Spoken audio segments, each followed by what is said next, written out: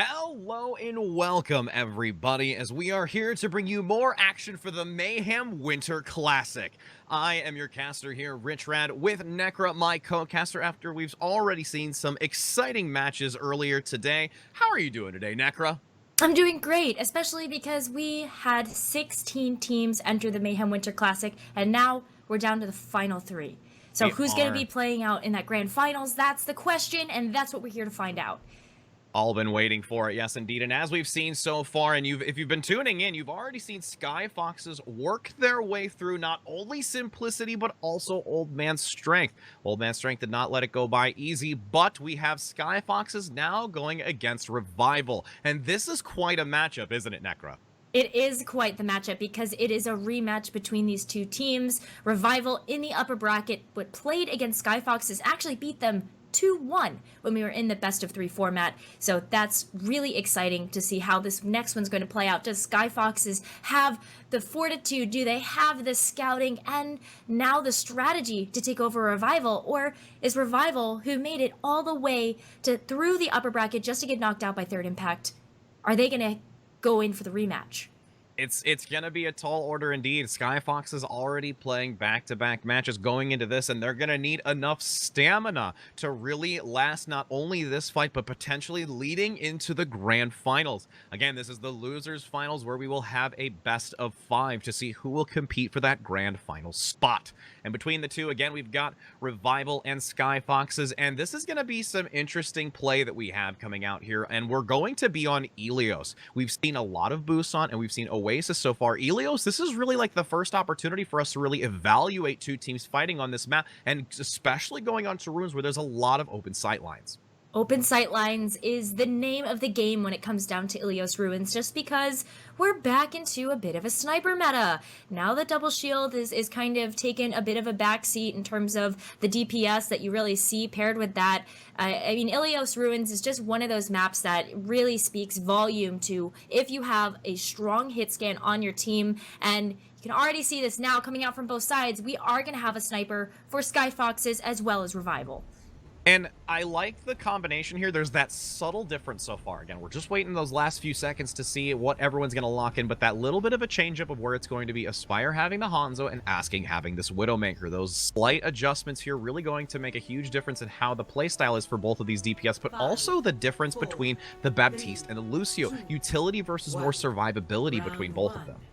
I mean, the Lucio is going to be a big deal, at least for getting out of the gate here. You can see that Mudkip is going to be on the Zenyatta. There's a Zenyatta and Baptiste on both sides. Two support heroes that we don't necessarily see making a huge splash, but now with this new meta, with the changes that were made to those barriers, we are seeing more of this Baptiste play, especially because look at how reactive it can be. Crusade getting a lot of healing out on the front, but still trying to pump as much damage onto that shield. Again, like you said, the reduced barrier making it very formidable as a surprising pick comes out onto Asking by the Zen play. Still trying to fall back. You have Revival already taking some percent and in a good position to keep it for a good time. They are going to be taking this Revival now, working up to that window of opportunity here. That amplification matrix from Aspen's going to be such a huge utility as Skyfoxes makes their way back in here.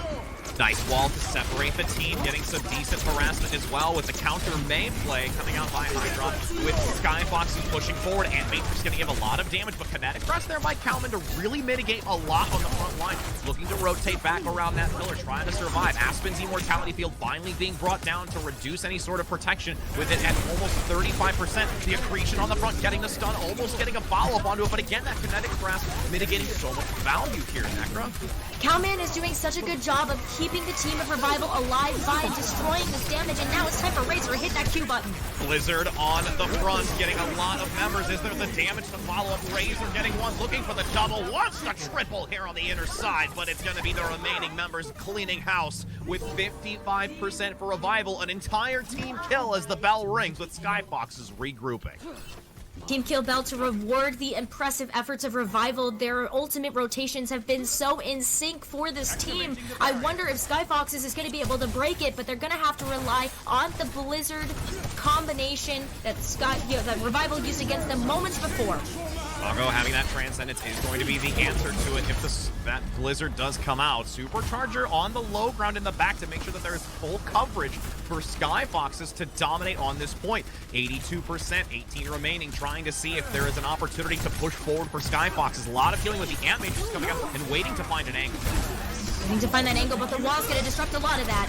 Transcendence, Dragon Strike to come out on the front, looking for a pick, not going to find value as you have Hydron in the back, getting the extra damage. Here's the turnaround opportunity. Numbers advantage in favor of Skyfox to strip it away from a Revival. 99 into the overtime. That is a huge gain for Revival, and Skyfoxes have a long way to climb. Long way to climb, but they have the tools to do so. Mikey held on to the Orisa Bongos, the Supercharger now going to be the extra boost of damage that Skyfoxes needs to get back on their ultimate rotation. They needed. They had to unload a lot of ultimates, heavy investment in order to take control of this point, but with the Supercharger, they might be able to, but Aspire... Huge pick onto Asking, climbing up the wall, waiting for that. The numbers advantage for Revival if they want to try and press on, but still playing patiently. The Supercharger going to be activated by Skyfoxes, and Asking now going to force the Tracer play to get back quickly. Oh, the Tracer play is going to be huge here, especially because you got great targets in Aspen and Doggo on the side of Revival. Transcendence to counter that Blizzard in the back, making sure to sustain through all of that potential damage to follow after the freeze becomes active. Doggo getting one onto Salty, no longer having that Sigma to mitigate a lot of incoming damage, but the Flux now by Kalman, getting some great aggression on the front side, able to take down one. The Immortality Field still at least gives some survival for Skyfoxes, but still going to be overrun. Numbers about even, starting to turn it back though in favor of Revival. Skyfoxes have to scramble to get back to this to keep it into the overtime. They're going to have to scramble and get back. You can see Mikey going over to the Wrecking Ball, but the May Wall going to block off Skyfox's chance of coming back, and Revival taking this first point. What a great recovery there. But again, you saw Revival gain such a high early valued percent on that point that it was so critical for Skyfoxes to not skip a beat. And with that subtle turnaround, utilizing the Blizzard, forcing out the Transcendence, getting it with the Flux follow-up, they had no defensive to really mitigate that impact. They didn't have too much of the ability to do so, but you know what is really interesting, particularly about this matchup, Rich, is that this is not the second time that Revival and Skyfoxes have played against each other. We saw them in the breakable barriers in at least the second one where Revival got second. Skyfoxes took first, but seems like things have reversed a little bit here with Revival having such an explosive start to this series. Have the Wrecking Ball play coming out in the back from Skyfoxes, looking to get some early stun and crown control with a Doomfist as well. Gonna be curious to see how well this works out as Razor's on the Pharo, which is gonna rain a lot of damage overhead. This Tracer v Tracer is also going to be critical as Razor gets the rolling thing. And in the back, you're going to see now Kalman trying to collapse onto the Baptiste, the Immortality Field, giving some survival. The pile drive coming in overhead, Doomfist forcing to retreat.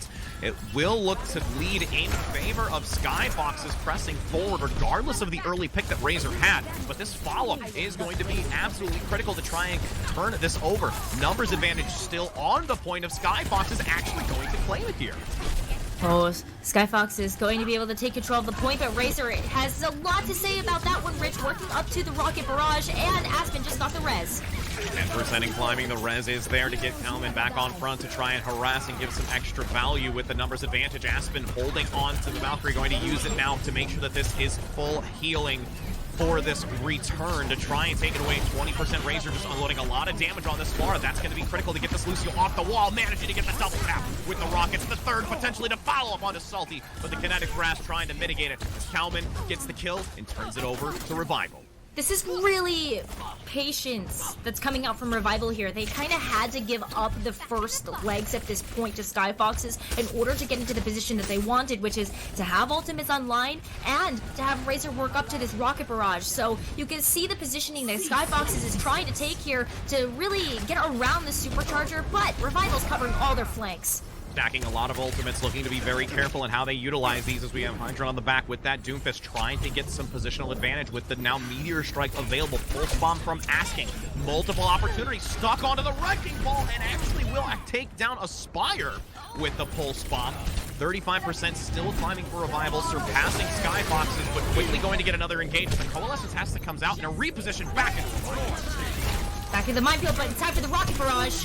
with now Hydron trying to survive on the high ground, collapsing forward. Yes, the double kill is going to yield a lot of value here for Revival, wanting to take this 2 maps in a row onto Ilios.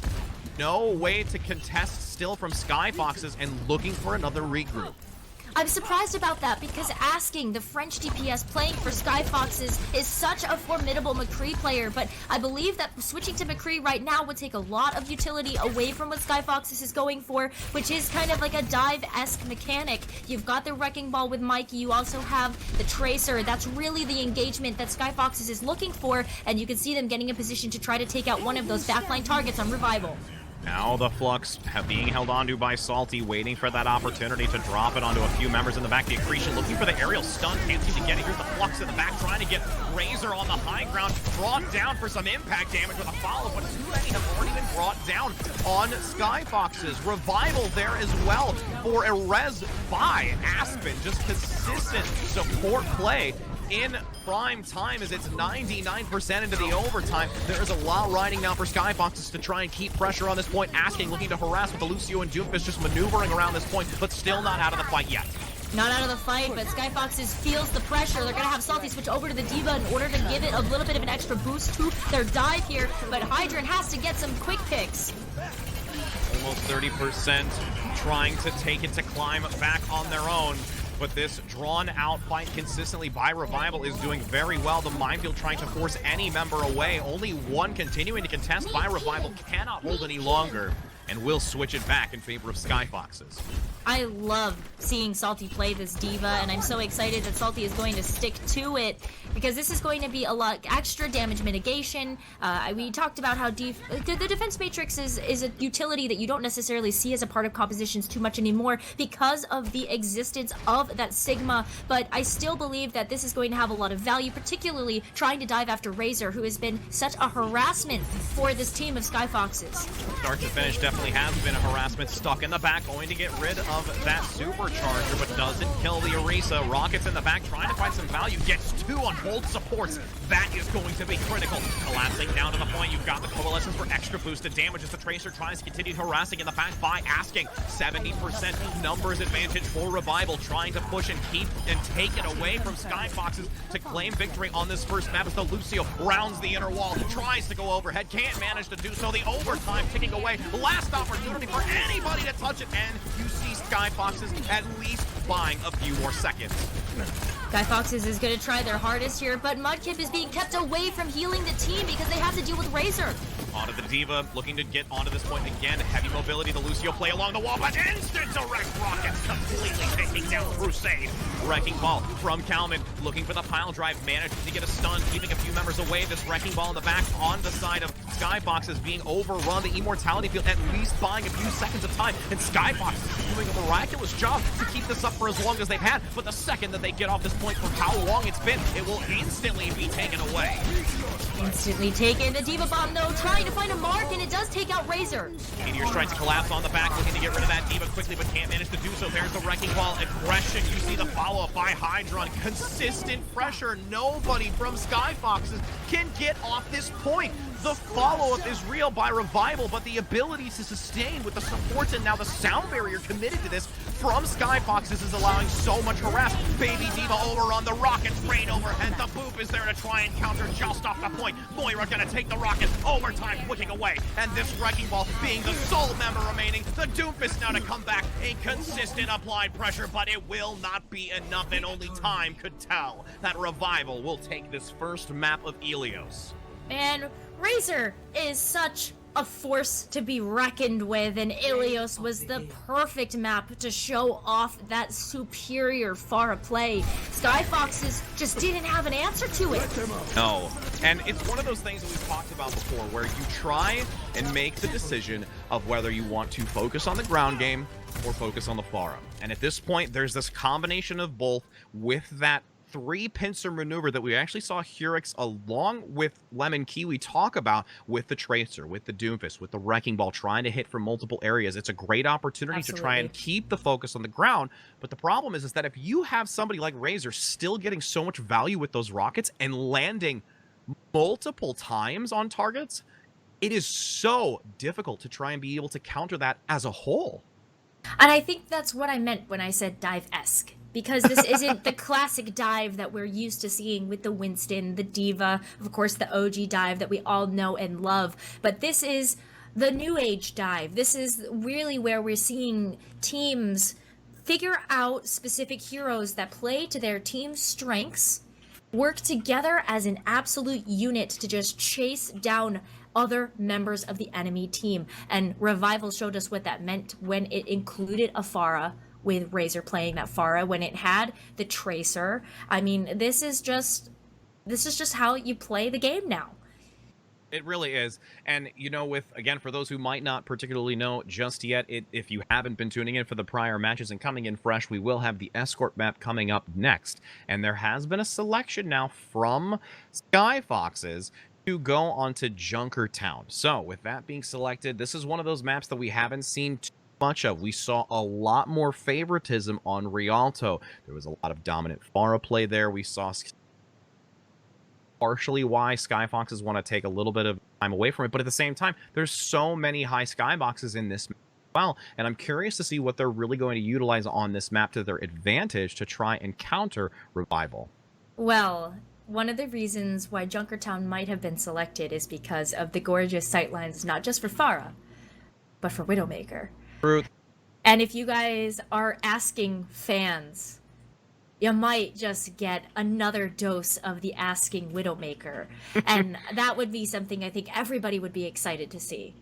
Very much. And again, when you have those types of battles, the intensity only increases. And it can, as we've seen many times before, just become its own isolated one-on-one, where you really have to try and see who becomes the better in the situation to try and open up opportunity. And again, like you said, with the open sightlines like this, it's going to be interesting to see if you want to lead in with the Pharah to try and get that, you know, direct closeness to the Widowmaker to try and counter. Do you bail on it entirely? And with this being such a lengthy map on an escort, there is an opportunity to change it up, though. You wouldn't want to risk too much at the start.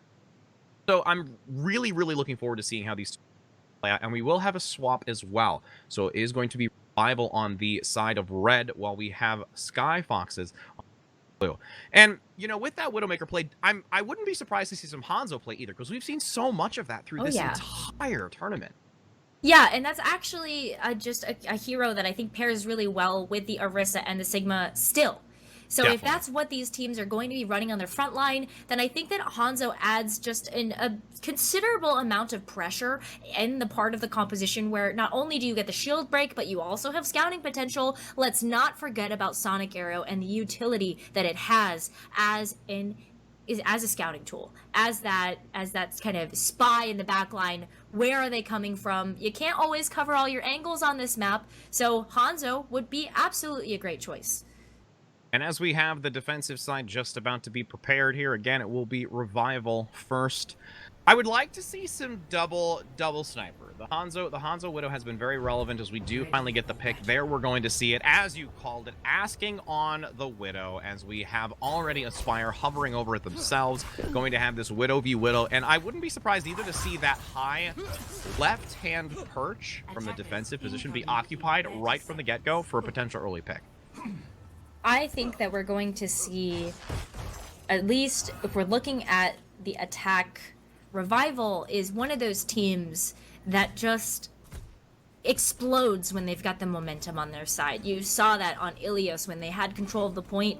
They never wanted to let it go. And I think it's the same that if Revival can come out of the gate with a quick pick at least once, maybe even twice, if Aspire and Razor can both grab one for themselves, that's going to just give them all the momentum that they need in order to move this cart. But Skyfox is the way that they've set this up. They're playing defensively on that high ground, and something that they're doing really well is covering those angles, but they got to watch for the Orisa pulls. Oh, that Hall bringing down multiple members. That is definitely not what you would like to see. It allows an opportunity for Skyfoxes to play a little bit more aggressive, and you can see here Razor on that high ground looking to try and find some value early. Halt in return going to pull multiple members back to that payload, so Revival can keep some vision, but this now Hanzo v Hanzo on that low to high ground really in favor of Revival, just because you can't see Razor get to that same high ground. I want to also point something out that Doggo, the Zenyatta for Revival, they were able to get a pretty quick pick onto Asking, but it's going to be Aspire that takes him out first. The grapple shot, and now the follow-up. This is where you see the openings for the Widowmaker. Just consistent applied pressure. Now that you have no worries for asking, Aspire is just free to rain damage. Absolutely free to rain damage, and this is going to be exactly the momentum that I'm talking about here. But Skyfoxes is doing a great job of continuing to apply the pressure because Revival doesn't really seem like they can move through until they get this amplification matrix online. It's in 40 seconds, still a hefty amount to move with forward. You have a flank, though, going to come out by the Zenyatta and the Hanzo, going to be picked off in the back, though, allowing Skyfoxes to still get some great push forward into this doorway as the checkpoint will be reached, and you have to see Revival now really finding where they want to hold defensively. Well, here's the thing about Skyfoxes is they did have a little bit close hold there, and now that close hold's actually going to hurt them a little bit where Revival gets a chance to take control of that first point, and Skyfoxes didn't have a chance to recontest. They didn't get a chance to come back for a second time, but Mikey now opening things up here for Skyfoxes. This might be the opportunity that Skyfox needs in order to stabilize. Still so much opportunity of return right now from the defensive position. Those two early picks allow this momentum. Salty going to be on the high ground, trying to get some staggered picks here. That immortality field barely coming up in time to keep Ogre alive. With the Widowmaker in the back, also going to get harassed, and Salty being very aggressive right now, knowing that he has some assistance from his back line to wait for this retweet. Well, he also has a kind of get-out-of-jail-free card because that Gravitic Flux is online, but it's also a great opening tool for this next fight. Now Transcendence going to give that defensive survival to the Flux. Paul's going to try and pull a few members out from Revival in the open. Will get a nice pick. Razor able to take down one with the Storm, but the Dragon Strike comes in return. There is a follow-up by Asking.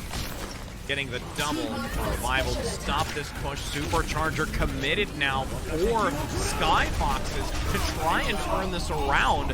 Getting a nice pick onto Salty, playing too far forward, but still overrun by the Orisa. Double kill from Revival. A double kill, but Skyfoxes still has control of this defense, and this is a dangerous position for Revival to be in because they just have to consistently come in from two avenues of attack. They've got the high ground and they've got the low ground, as Skyfoxes is doing a beautiful job of keeping Revival at bay. There's gotta be some way Revival can make it through here, but these barriers are getting broken so quickly. And on the high ground again, you have that amplification matrix getting ready to be used. Again, 3 minutes to work with, playing the slow and steady game, looking for an opportunity, especially because that supercharger came out from Revival. You don't want to see Skyfoxes go directly into that. No, you really don't want to see Skyfoxes just kind of walk in there. But this is, again, where Revival is struggling because Skyfoxes is covering both of these angles, the low ground, the high ground. Where are they coming from? I mean, look at this. Asking is waiting and ready for someone to peek their head around that corner. Almost got the pick. Lots of healing funneled into this choke point here with that immortality field. This is going to be very difficult for Skyfoxes if enough ult charge here coming out by Hydrant can get generated, since this Dragon Strike can do a lot of value in small corridors like that.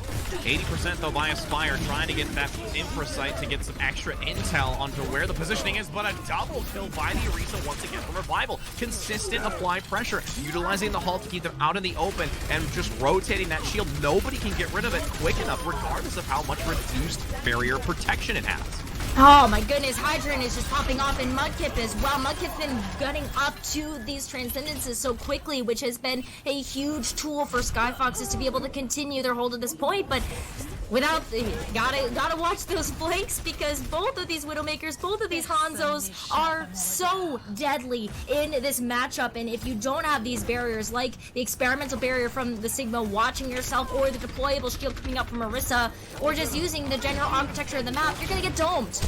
Fire looking for that shot on the Orisa, has to grapple out quickly as the Dragon Strike comes through the lower section. You have Mudkip trying to survive, barely able to do so, and Aspire hoping to find some shots, but that immortality field there not allowing the one shot, one hit.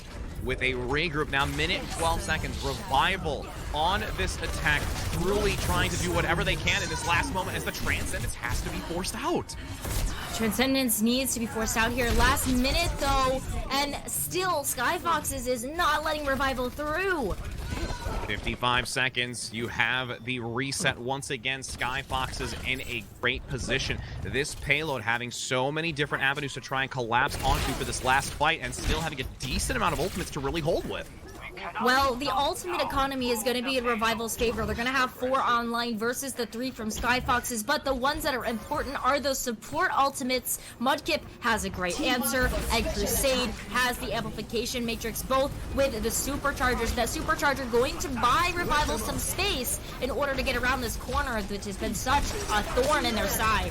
Razor's trying to find some value with that amplification matrix. The Dragon Strike's going to go right through multiple members of Skyfoxes, but the Immortality Field keeping the entire team alive. Just enough for Crusade to fuel with the healing, but the picks now start to come out. The Dragon Strike in return looking to get some great value to stop this payload's movement forward as the high ground collapses for the few remaining members of Revival to touch the point. The Zen going to go down. Dogo not going to be able to survive with this now payload reaching its final push at 75.87 meters. Skyfoxes is a team that does so much better when they have a chance to set up. It's one of the reasons why they were able to take not only Breakable Barriers #1, but Breakable Barriers #2, why we had them see such an impressive season in Contenders, and now versus Revival, really turning things around here, stopping the cart on the second point against a team that does so well with momentum. Skyfoxes are now up to bat, and they're going to show us what it means to really roll with the punches. And again, with now Skyfoxes on the attack, I am really, really curious how this reverse positioning when it comes to the Widowmakers is going to add a lot of interesting maneuvers with the Hanzo. Like you said, getting that early vision around the corners to try and find some value as well. And as we see for the defensive position, we're going to still have Razor with the Hanzo, who's been playing very well regardless, along with the Widowmaker combination. And I think it's going to be critical how Aspen's rotating between her Immortality Field on these first initial push. That's something I'm not worried about when you're talking about a support player as skilled as Aspen. You know, like, if there's going to be one player that knows how to play this Baptiste, it's going to definitely be Aspen. Crusade as well on Skyfoxes has been so impressive playing this hero. Like, you know, we got a chance to talk a little bit to some of those players during Breakable Barriers, particularly the supports, about, you know, what's it like to play in this meta? And the supports, my goodness, Rich, can they pop off now? Look at Gago already showing us what that means. Yes, the amount of damage that both the Baptiste and the Zenyatta can put out is unbelievable, especially with the Disc Order now that we've got that rotation from the support back in. But you already see a huge push forward by Skyfoxes, just barraging all of these arrows into the back line, these shots, the damage entirely to break down those shields with 3 minutes and 30 seconds already and looking to reach this halfway point. And Asking almost gets the pick, but taken off themselves so low. 3 minutes and 30 seconds. You see this outer flank position to try and get behind as the payload still attempts to move forward with the supports, but Salty gonna go down here. Oh, imagine if Asking had a fully loaded shot ready for Aspire's head. That would have been so cool to see, but still great to pick up a headshot with the grapple. But this is a bit of a standstill now. We're waiting to see what team's gonna get the picks first. It's just trades back and forth, having to play around these corners, play around these flanks. Salty just kind of yeeting an accretion up into the sky there. Almost gets a target, but you gotta wait for your DPS to come back if you're Skyfoxes, but you're walking right into an amplification matrix from Aspen. Asking already about half health, needing to be careful peeking the corner with the Widow right there, both getting so low. Could not find the headshot, only the body with the rotation around the corner, playing so risky with 34 HP. Asking looking for some value, and all during the while, you see a cleanup from Skyfox, and will have the Infrasight going into this push towards the next checkpoint. You could even see just the level of communication that Skyfoxes has there. Just watching the sightlines of Asking, waiting for that final blow onto Razor. The reciprocal came out, and immediately Asking was like trained to go right to that spot. So that's been incredible for Skyfoxes, and already they've hit the halfway point. That golden rectangle of victory to tie up the series is not that far away for them now. And look at Asking. Look at where they're going. They're hunting for Aspire. Exactly where they are, trying to play this high ground in the back. Looking to see, we'll have to keep an eye on that kill cam to see if it comes up with this Dragon Strike coming through the center near where the payload is.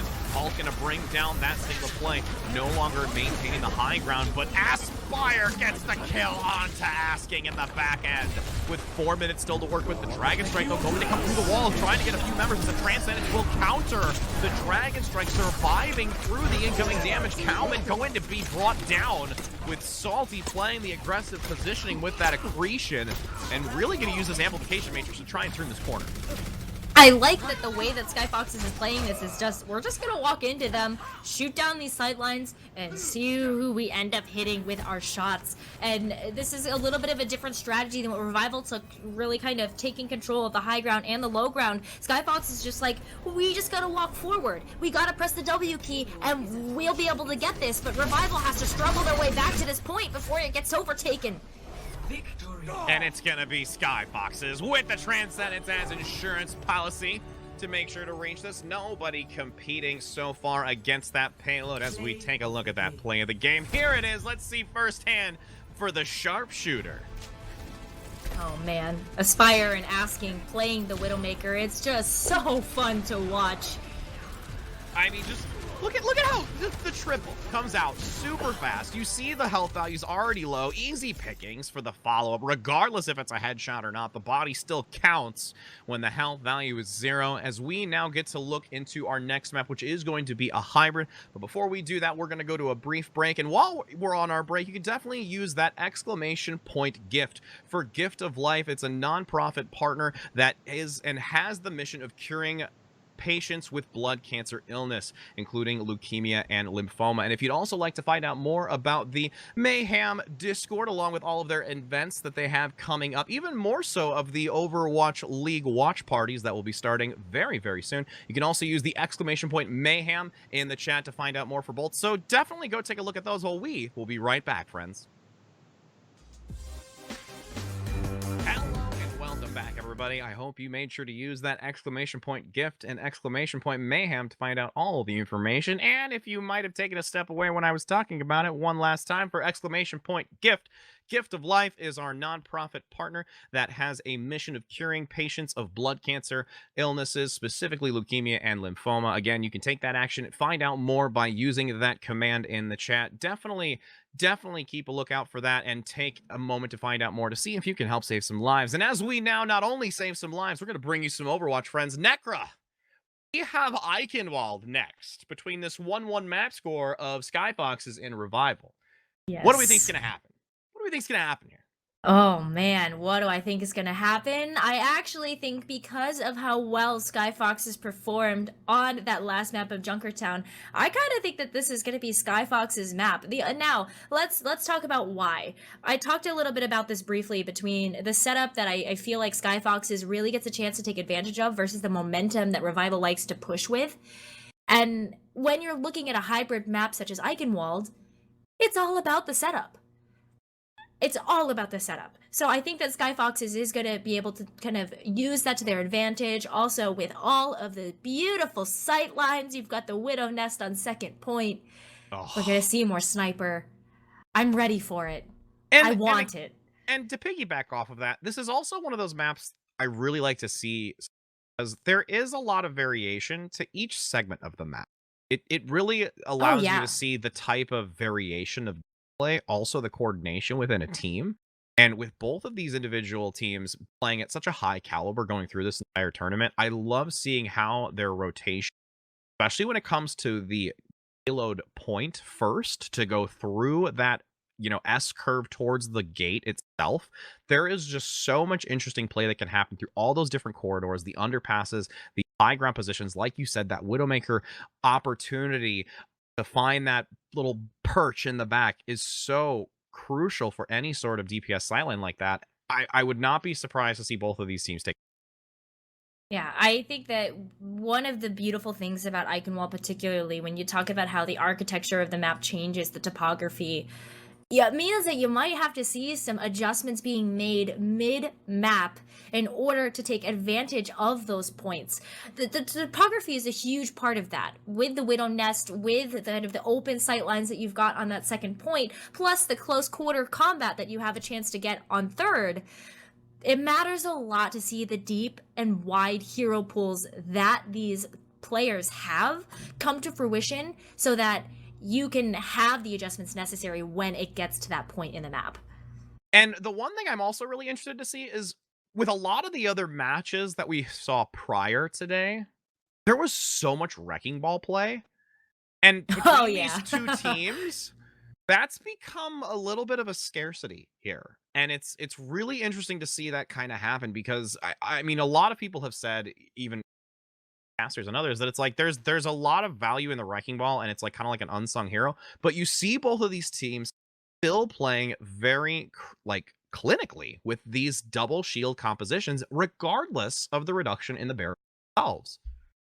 I think a lot of that comes from comfort, but I also think a lot of that comes from how good of a hero Sigma is. Just looking at when a new hero gets introduced into the game of Overwatch, Sigma was one of those heroes that we saw immediately take the field by storm. It was like almost immediate. It was just completely immediate. Sigma there, ready to go as a part of the meta. I mean, yeah, it doesn't really get any better than that in terms of seeing heroes kind of come in and really see some use here. But, oh my goodness, that bio nade already coming out from Mudkip. This is the type of Ana play that I expect to see from this support player. Hail Mary Mudkip! Mudkip clip! As you get that grenade in the back for some early charge with a nice amount of damage coming out by Razor on the high ground. Again, that is going to be a huge target. With an accretion almost hitting Razor on the high ground. Salty getting near that knockdown, which would have been great to get out of the sky early. But you just see all of Skyfox in this small corridor. Now the immortality field no longer available. If this drop down from Razor gets a lot of damage from the flank, this is going to spell disaster. But no, Salty going to push out here with the rest of the team and holding patiently to get the advantage. Okay, the way the Crusade played that was just absolutely clinical. It looked as though Skyfoxes was making a bit of a mistake going into this close corridor where Razor has a lot of agency because of how much splash damage those rockets are going to get with all of those bodies piled up there. But Crusade had the immortality field forced out, but was waiting for the perfect opportunity with that window, with that amplification matrix to come out and just absolutely wreak havoc into the attacking team of Revival. Now, Skyfoxes, they're on their ultimate rotation here that they need to have for this defensive position, and I actually think that Revival is struggling here a little bit with this Pharah play because I think Skyfoxes knows what's up. And as you have that press forward once again, the Pharah being a really, really important key to this. As that rocket barrage looks for some value, you've got the nano up front going to be forced by Mudkip onto Salty. Just so much damage still being rained. Only one tick being obtained so far by Revival, so their efforts have not been completely worth nothing. And now here comes the steady picks. Razor in the back completely uncontested. The focus is on the front, allowing some pressure with the Blizzard, hoping to turn it around with the rocket gaining too early, looking for the triple, and Razor manages to get it. Here comes the quad, but no, Aspire says, I'll handle that with my storm arrows, as the payload now begins to move. Oh man, this is, I think I spoke too soon there, Rich. I think, you know, I gave Skyfoxes a little bit too much credit for being able to deal with this Pharah because Razor found a way around it, and this just speaks volumes to how well these two teams really can play the game of Overwatch. The adjustment that we saw from Revival in order to really make this work, and now trades going back and forth. I mean, this is just Revival's momentum. Yeah, and honestly, those two Dragon Strikes being thrown out were really great for trying to zone and maneuver players in that tight position out of the way to see who can really survive through that incoming damage to follow. And with this reset now on the defensive side, Skyfox is trying to find some value with this May in the front line, looking for some slows, trying to prevent this push on to keep this payload in this choke point. We didn't mention this yet, but it was mentioned previously. Hydron is an emergency replacement here coming in for Skyfoxes and doing some great work with that May to be able to slow down this pressure that Revival has developed here. But fortunately for them, it's not going to be enough to slow down the pressure because Revival still has this. Yep, a lot of heat coming out here to melt that ice block of any kind with 3 minutes to work with pressing forward. Ultimate still needing to get stacked up here. Doggo on that Mercy nearing the Valkyrie, which is going to be critical because the nano boost by Mudkip along with the follow-up potentially with how quickly that Blizzard has been generated is going to be really important on this defensive side for Skyfoxes. Oh no, and Mudkip is getting caught out by themselves here versus Razor. That's so much healing just not available to the team of Skyfoxes for this defensive hold. And you see a cleanup. Nice job in the back with the regroup from Revival, despite how spread out they were. We did make a comment about this open space, so many different avenues, and the corridors as well, starting to go heavily into Revival and looking to reach this next checkpoint. Razor's ready and waiting for the Pharah Barrage too, so it doesn't really matter which avenue Skyfoxes ends up coming out with, because they're going to be met with a lot of rockets to the face. Oh, and the separation, almost getting the displacement off the edge there, but the ice block will be available. Rock Rush dropping below, gets the double, looks for the triple, but a retreat quickly by Crusades to survive and with their life. As the Ana play tries to fit. Oh, the melee on the way down! You're not getting away that easy, and I want your ult charge. There's going to be a lot of ult charge, but Aspire! This is the power of the Sonic Arrow as well, being able to see those domes as soon as they exit spawn. What a utility, what a tool here. Aspire making quick work of Skyfoxes as they try to get out, buying so much time for this cart around the corner. Forward presence. Now the return comes out. The numbers starting to stack in favor of Skyfoxes to hold, but the pick's still coming out. It doesn't matter. You think they've got the respawn advantage, but it's not mattering one bit as the immortality field cannot keep anyone alive. The supercharger on the payload to secure the now Dragon Strike, looking to try and get a pick. Nobody home for the defensive side of Skyfoxes as Revival will complete this first push on Eichenwald. Not a secret, though, that Hybrid shares some surprises. It wouldn't surprise me at all if we actually saw this go into additional rounds.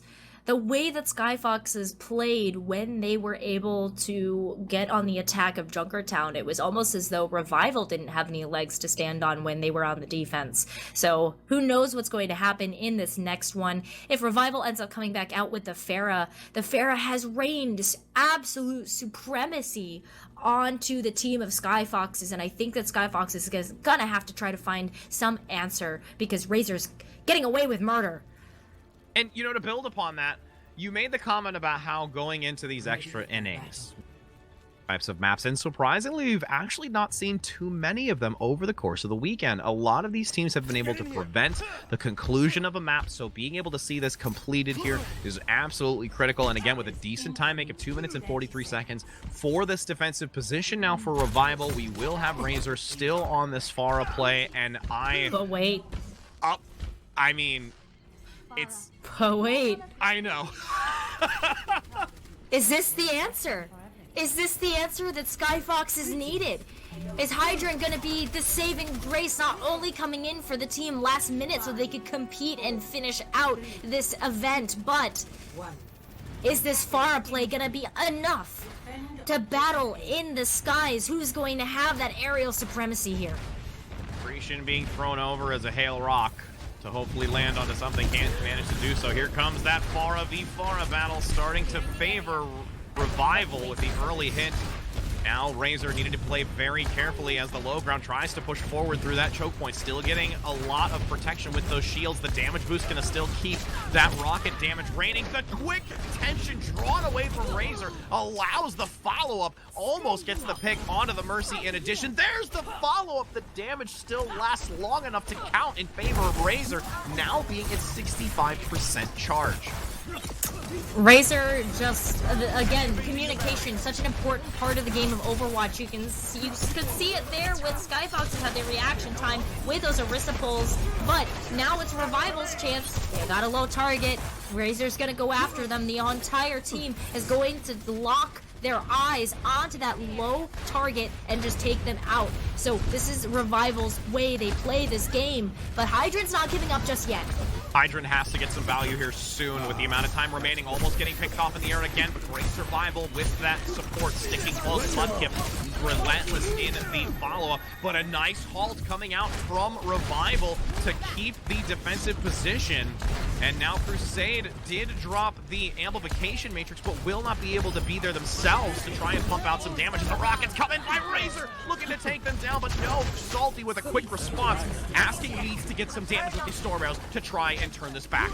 You mentioned Boger, you mentioned this, or on the side of Revival, you mentioned how they've been doing so well with the Erisipals, but the Supercharger ended up hitting down about double the time that Skyfoxes has taken to get it. And you have a flank now, again, asking, really getting some value. This is what I said, you have to have this consistent damage. The Storm Arrow's trying to pick Razor out of the sky, but can't seem to get the pick needed. Almost being brought down. Now, Rocket Barrage here for Skyfoxes, needing to get that quick pick in the remaining members, but no, there is far too much damage going to surround that payload, and you have Hydra forcing the aggression further forward to find potential rocket value further. Oh, you said that the Wrecking Ball wasn't something we did. Oh!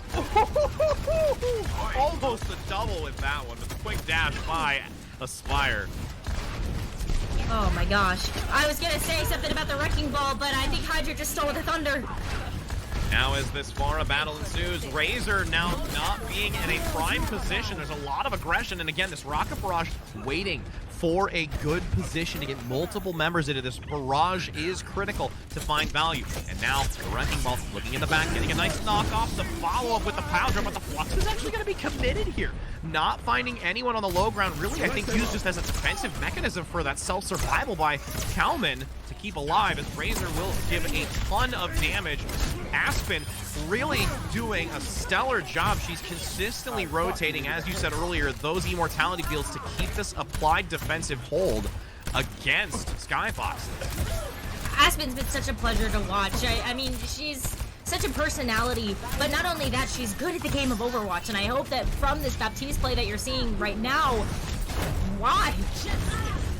Recognition is now, you see a Hanzo pick come out quickly by Aspire to get that Rocket Barrage shut down after gaining one.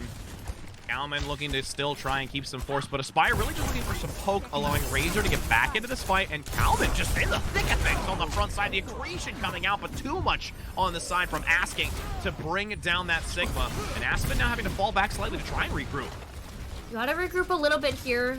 They're not giving up too much space, but at least they're mitigating the amplification matrix. Oh, Aspen though, just barely to get away.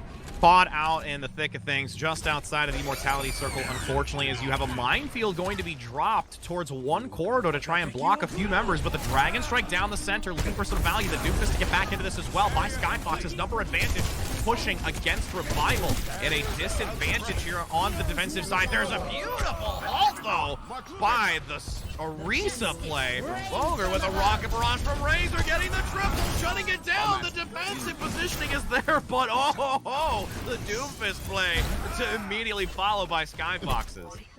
Something that Skyfoxes is doing particularly well, which is why we are seeing this cart continue to move forward, is, you know what? The pace of the game is a little bit at a stalemate there, but who's taking control of this game? It's Skyfoxes. They're setting the pace of each of these fights, and they're making sure that Revival can't feel comfortable in their defense. Pressing forward, the Flux now available for Salty to use in this next engage, with a Supercharger actually going to come out by Revival. You see the respect from Skyfoxes. No need to engage as that extra damage boost is just going to cause disaster, but now the separation of the wall might just cause some problems here. Oh, this is what we were talking about, though. Third point, very brawly.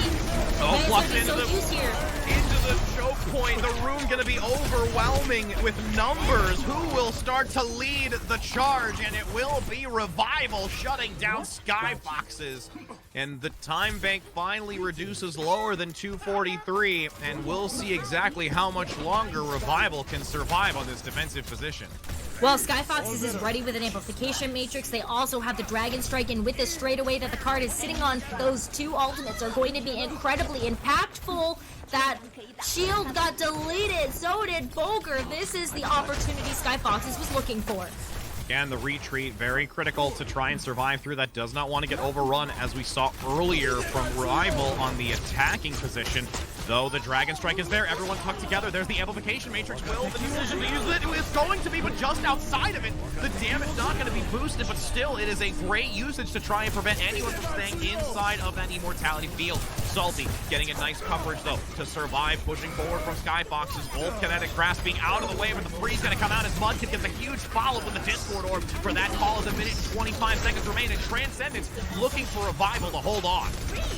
Looking for Revival to hold on, but the Blizzard, this is going to be the swing ultimate that they needed. Skyfox is going to be quickly able to take control of this game. Transcendence used earlier, no ability to survive through that Blizzard, but a return now happening. You see Revival just throwing whatever possible by Razor. No follow-up in damage. The respawn advantage is there, but not going to be enough. A minute and 4 seconds on the time bank here for Skyfoxes. Extra rounds, Rich. Oh boy. I love it. I knew it was going to happen, but I couldn't tell you why, honestly. You knew it was going to happen. It was just with how much time, my friend. And yes. with it being a minute and 4 seconds here for Skyfoxes, lower than the 243 that Revival has, you will have Skyfoxes attack first once again. And Revival has a second attempt here on the defensive position to try and reduce this minute and 4 seconds to 0 with no claim at all on this point. And it's going to be a tall order here for Skyfoxes because Skyfoxes really didn't take that first point swiftly.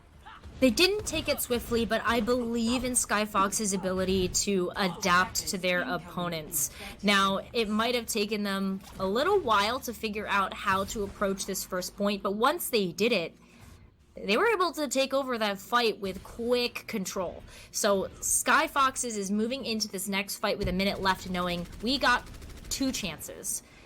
First one might just have to be a whiff and a miss, where we figure out where Revival is really trying to play this game from, where they're holding their defense, and that second push, that's going to be the one that really, really matters. It's going to be the one where Skyfoxes says, here's our game plan, we execute it, and we either get it here or we don't. The other big critical part is Hydron not getting picked off early, as we saw the first time. Needs to keep a great peripheral vision of Razor in this fight while raining damage down below again, and Razor almost getting the follow-up. Speaking history in the making there, as we saw it earlier on the first attempt, but now Razor getting overwhelmed, focusing all attention onto this Pharah v Pharah battle, and Hydron doing a great job actually rotating between both and not getting picked off. Here's one onto Razor, almost getting the follow-up damage, but has to try and help the low ground. Crusade having that amplification matrix, looking to drop it and give some extra damage in the backside, is asking, but there's the pick onto Razor. That's the momentum Skyfoxes needs. Yeah, they will be able to deny the resurrect here, even though Doggo does get away. And now the follow-up and damage storm arrows by Asking, trying to whittle away the health values in the back line as this Orisa looks for a reposition into the room, but now finds the face of Asking and getting some damage, needing to be on the point. The rocket's still raining, overtime commencing, and numbers advantage steadily going in favor of 5 Skyfoxes. And now Razor looking to get double tapped once again here, can't seem to get the pick, and will start to at least obtain this first point here, Necra. We'll be able to take the first point, and there's so many tools online. The Skyfoxes has the pick of the litter of what ultimate they decide to use next. I want to see them potentially open up with a rocket barrage if there is the appropriate time to do so, but we all know how this one goes. It's gonna be the amplification matrix from Crusade to kick things off, and then if things get really rough, we will see some of those other ultimates get used, like the Gravitic Flux. A very standard rotation can come through here from Skyfoxes. Dragon Strike to lead from the side position, trying to get the early sneak attack, but the Supercharger is there. Rockets into the Immortality Field, but left vulnerable for Aspire to get the follow-up onto it. Asking now, dropping the Dragons of their own. Rockets in return, multiple ultimates going to get value. Nobody sticking close, and again, as the longer that payload pushes, the faster the wick depletes with no members on it, and you will see that final stretch obtained just through the doorway. We have 2 minutes and 43 seconds now for Revival to try and reach that same position. But we know how well Skyfoxes does when they get a chance to set up. But the big question mark is going to be, does Hydron come out on the Pharah to try to contest Razor? Because that worked out fairly well on the attack. Can they do the same thing on the defense? You got to play and adjust your play style when you're playing attack and defense. And who knows if it's going to be enough. It's very true. And again, that 1 minute and 4 seconds was a tall order. 2 minutes and 43 is one of those still decent time banks for you to get some initial engage in the neutral fight, be able to join forces with your ultimate economy to get a organized push and not just completely right when we got the ultimate green means go. So I'm curious to see how Revival is going to play this on the attacking side. Will they look to stack up multiple ultimates just to do a fell swoop, or try and pull the same type of, you know, time bank here that we had Skyfoxes looking to get that early pick potential with the amplification matrix to try and keep as much time moving through that doorway? Well, Skyfoxes tried to stack up ultimates when they made it through that choke point, moving from first to second, and it didn't quite work out for them because Razor was ready with a zoning Pharah barrage where nobody was able to touch the point for long enough. So I actually think it's incredibly important that Hydrant holds on to the Pharah barrage. If Skyfoxes loses the first point, they need some sort of tool to keep Revival from reaching that checkbox. Totally agree with you. You've got Razor now getting very low in the back, getting caught out slightly. A lot of members from Skyfoxes playing that small room or near it. Once again, we had this happen the time before, where the rotation occurred, allowing the opportunity to take down Revival, but the numbers are now unfortunately starting to fall. You lose the Orisa, no longer having that utility of the survival from the Fortify and the Halt. Extra damage, but the res is there. Mudkip keeping the team alive to try and survive, almost gaining the ticket is literally one away, a sliver of it. With Crusade now having that amplification matrix finally fading, no addition to damage with 1 minute and 40 seconds to work with here for this attack for Rival. Ooh, Boger able to take a quick pick here, so, oh, but Asking fires back with the double! Unbelievable, the triple in the air, taking down Razor. Oh, looking for the quad before the jump off the edge. Can that occur? No, it can't, but what a turnaround by Asking. I mean, Hanzo is the hero that we see Asking play the most for this team. And now you can kind of see why the utility that Dragon Strike has when your enemies are locked into a corridor is just so potent and so powerful that you really have to have a Hanzo in this meta or some type of sniper to get those quick picks. But now it's time for the Pharah barrages. How do they hold these? Are they going to use them for the zoning if we see Revival take this fourth point? Grecian coming out early onto Salty, though, which is not ideal. The Rocket's going to rain, finds some value, gets the one, gets the second, but still goes down themselves. In return, now Rocket from Razor able to get that Asking play out with a res to come online. Tracer going to be forced out here. That first tick going to be obtained, and with the amount of time remaining, you will see this payload start to move, and Skyfoxes is going to have one last chance to stop this momentum. They have the ultimate economy in their favor, though. Something that Revival had to do in order to even get a chance at moving this cart was they had to unleash absolutely everything. Skyfoxes is now coming back with the Dragon Strike, with the Gravitic Flux, the Supercharger. The Gravitic Flux is going to be so important for crowd controlling Revival off this point, but Revival's got to get a quick pick. Flux waiting for that opportunity. There it is. It will be a double lift. The Fortify going to end just in time as the overtime will still commence. Turning the inner corner. Salty getting one. There's the double coming out by Mickey on the front with the Dragon Strike as well. Mikey, unbelievable with the consistent damage. Looking for the triple. The follow-up is there. Nobody from Revival able to survive through that damage through the gateway. And it will allow Skyfoxes to claim victory on this map of Eichenwald. And now we are at match point. If Skyfoxes takes the next one, they are going to be moving on to the grand finals. Revival needs this next map. They really do. And you can just see how this is still going to be a fight of the fittest, especially if we see these fars consistently. I love that melee play at the end. Just drop and be like, high risk, high reward. If I'm going down, I'm going to take you with me and get the value out of it. Barely surviving. But yes, Skyfoxes will be up next here to potentially claim it. They have one last match to win. But with Revival, they can still pull this out. Again, there's still, you know, a lot of opportunity. Revival has not given this up willingly by any stretch. So it's really going to be interesting, and I'm curious to see what they're going to select. And as for those who may not know, it's going to be Assault next, which will be either a choice of Hanamura or Temple of Anubis. And it actually looks like it's going to be Hanamura. They're going to go with that selection.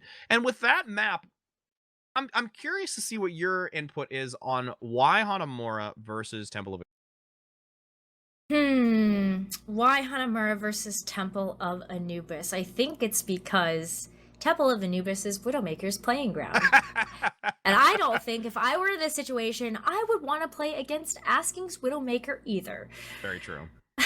And with how Asking's been playing, especially on that Hanzo even, let's be honest, it's been some great play just between the two. And you made a good comment about it when it came to, you know, just Eichenwald itself, you know, their wheelhouse of characters that they can types of variations. And honestly, again, you did make a comment of it, and we'll state it again. Hydron coming in for the sick partner Speedily, who is unable to be playing further, being an MVP now, really trying to keep this team alive to fill that role that Speedily has been playing, and stepping up a lot by bringing out this Pharah play. Yeah, not even just the Pharah play, though, but the Mei play, recognizing that Revival is a momentum-centric team. It slows down everything when you get a chance to take control of the pace of the game and setting it yourself with those Mei walls, with the disjunction that causes, as well as just the freeze in general. And that icicle, that can actually do a lot to counter a Pharah, as we've seen in the past. So I love that Hydron is stepping up to the plate here. I'm sure Skyfox is forever grateful. But, you know, there's so many reasons to be tuning in for today, not just for this excellent play, but if you want to shout out some of these and cheer on with the watch party, use the hashtag Mayhem. Go join the Discord. Go join up with, you know, definitely follow along on Twitter and on Instagram with that hashtag, with the exclamation point, excuse me. What am I doing? I can't read. That's why I cast. I can't read. Just create words. It's okay. Yeah. Creating words is great. That's why we're wordsmiths. Yeah. But if you want to go and celebrate some of these big plays that are happening, go join the watch party that's going to be happening in the Mayhem Discord. There's a lot of folks there that are going to be watching along, cheering along for your favorite teams. Is it going to be Skyfoxes that takes this next map and brings us to the grand finals, or is Revival going to come back for the swing and we'll move into that map 5? And again, there is still a lot of value on the line here. We're still talking $750 for that third place position, and trying to move up for that first place. Again, second being $2,250 and first being $4,500. So these individuals, regardless of what happens, still leave with something here, which is always exciting, especially when you're going through a tournament like this. And as we have the map of Hanamura online with the defensive lineup coming out, we're going to see that Mei Hanzo again. And you made the comment, you were nail on the head with, you know, Revival being a momentum-driven team, that Mei, especially on this early choke point with the doorway, can just be so problematic. But I think also one of the reasons why we have this Mei play on Hanamura is because, well, not only the wall at the door, but also because Salty and Mikey, holy cow, do they play these tank characters together really, really well. And when you have somebody separated, whether it's going to be Boger or Cowman leading the charge here for Revival on those same characters, you know that it's going to be accretion, pull, deletion. That's what we expect to see here coming out from Skyfoxes in this May wall. I told you about the wordsmith. Accretion, pull, deletion. I'm okay with that. That's like a catchphrase for a morning breakfast cereal or some sort of spaghetti-o kind of thing. Those two are not... Wait, hold up. I don't know. Those two are not the same. You could do slogans of either. As you see now, Aspire trying to move up the high ground here again. That momentum, trying to get quickly the advantage. Cowman up close and personal, getting the kill. Salty no longer there. As a nice rotation on the immortality field comes out from Aspen, surviving that incoming damage and really trying to still keep a nice pressure to this point, transitioning down the stairs to the bell. Transitioning down to the bell, what a beautiful rotation from Revival. It's almost as if Skyfoxes had no idea what hit them, but we talked about how Salty and Mikey are incredible on the tank play, but what about Cowman and Boger? Oh my gosh. It was like they were following those Discord orbs like they were candy, just eating them up and making sure that they had no way to come back and recontest. Skyfoxes now have to come in and wait for the second defensive hold here. And oh, but the pull! Oh, the pull gonna get one. The second! Mikey! Mikey! Play coming out big to shut this down, and the escape is not there. Jump off and say a Hail Mary, because that's a team kill if the bell rings. Wow. Wow, wow, wow, wow. I mean, it's all about the tank play right now. Yes, supports have a lot of agency in this meta, but it's still tank-centric. You gotta have good frontline pressure. And you can see why now this reaction time with these halts has just been so fun to watch. And Mikey also rewarded now too, getting closer to that supercharger, outpacing Boger at the moment, but now losing Mudkip. Is this going to be a sticky situation for Skyfoxes not having that healing? Feels the pressure with the amplification matrix. Yeah, and you see the response immediately back with one of their own. You have the Flux going to lift multiple members of Revival. The damage starting to favor Skyfoxes, with Blizzard going to be most likely held onto. A huge aggressive play by Aspire in the back. Looking to just get some damage out here to generate most likely that Dragon Strike. Oh, yeah. And will look for a regroup with 4 minutes and 30 seconds. Still to work with a lot of time here. Yeah, but everyone's on fire on Skyfoxes. My goodness, like, yeah, you don't ever really get a chance to see Orisa play when you're spectating these, but I want to watch Mikey a little bit more here, just because of how well they've been clicking those shots, making sure those heads get domed, and the supercharger also most likely going to come out here from Skyfoxes. I want to see them use this as a bit of a zoning ultimate. 4 minutes left of the clock here. Revival took that so fast, but already 3 minutes eaten by Skyfox's formidable defense on the second point. Nice wall to try and bypass and take the high ground advantage. Flux most likely going to lead with here in just a moment with the kinetic crash, gets some decent damage absorbed, but that Dragon Strike going to almost obliterate every member of Revival on the high ground as the Flux comes out, the Transcendence to respond. But now Mikey on the low ground, separated from the lift, is not going to bode in the favor of Skyfoxes with the push now from the high ground. Revival taking advantage of this, but Mikey's saying, I'm going to do the best I can with the respawn advantage, knowing that that's going to come up shortly. Yeah, the respawn advantage is going to be pretty formidable here. You can already see that you need to use the Immortality Field in order to have a chance to touch this point, but Blizzard! Ooh, Transcendence to reply. Great usage. The patience by Zenyatta earlier to not force it out too soon, as that Blizzard's going to be completely negated.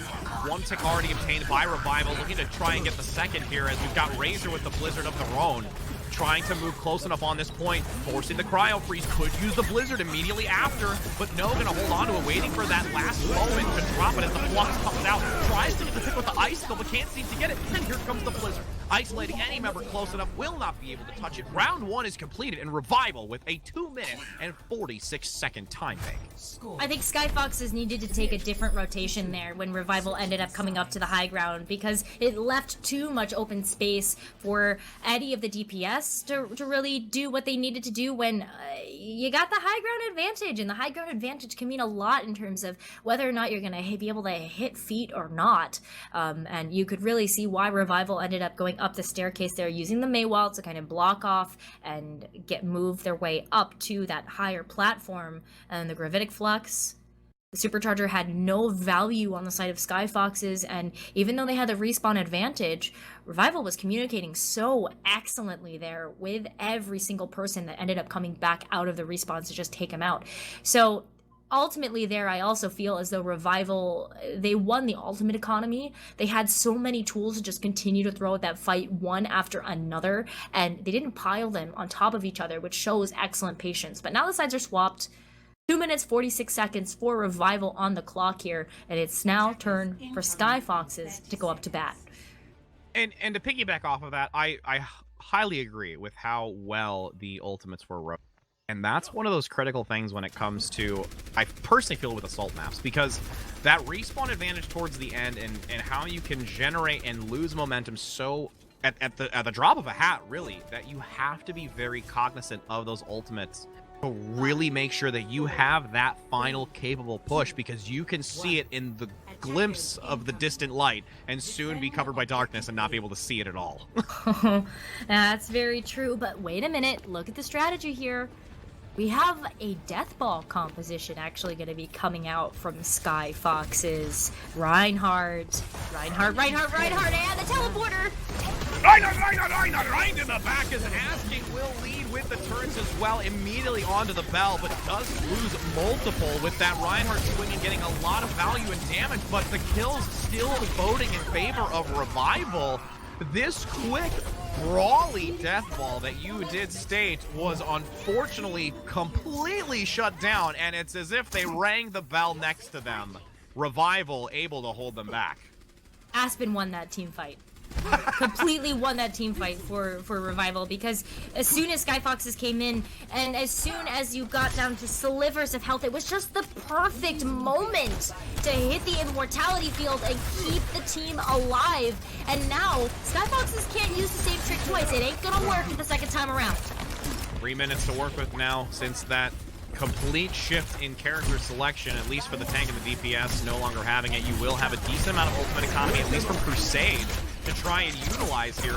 Kinetic Crash going to mitigate a lot for Skyfoxes, but with it finally dropping now, this rotation and just forcing of Skyfoxes around the outside is going to be very difficult. So many members are scattered here. But this is kind of what Skyfoxes likes to play with. They love to play with the scattered team, the scattered field, because they appreciate taking those 1v1s. This is a very accomplished team. And the 1v1 comes out between the Zeds, Mudkip laying it on thick. With the now remaining member of Kalman being brought down as well, you see the just complete jump off there by the Orisa play from Revival. Not going to give the ult charge. Moving forward after claiming this first point, it'll have a decent time bank to utilize themselves for Skyfoxes. Absolutely. It was not as cool, lightning quick as what we saw Revival take the field with, but Skyfoxes does have a little less than 5 minutes left on the clock here. And you know what? They have a Blizzard, and Revival doesn't. Doggo does have the Transcendence. I want to see Skyfoxes force out the Transcendence before they hit that Q button from Hydran, because that's going to be so much power. But they got to deal with this dragon first. Through the entire team, the immortality field does come out. Survive. One still goes down regardless by Razor. Crusade has that amplification matrix of their own to try and utilize, but so much damage being funneled down that choke point, it's really just going to be a halt for the push from Skyfoxes to wait for Askin to get back with the group. Something that I love about how Revival is playing this is not only do they really shut down this top choke point, unless you're peeking a corner like that, but wait, never mind, I take it all back. Playing Salty, Dragon Strike coming through with the Blizzard, the lockdown with the wall, the separation from the Orisa. Supercharger will not gain any value as Hydron drops down with this main play. Stellar, as we've said it before, and consistently doing so with a Flux desperately trying to lift every member of Skyfoxes off this point. The Transcendence from both sides glowing this entire room with transcendent light, as it's not going to be enough. Round 2 completed with almost a minute more for Skyfoxes.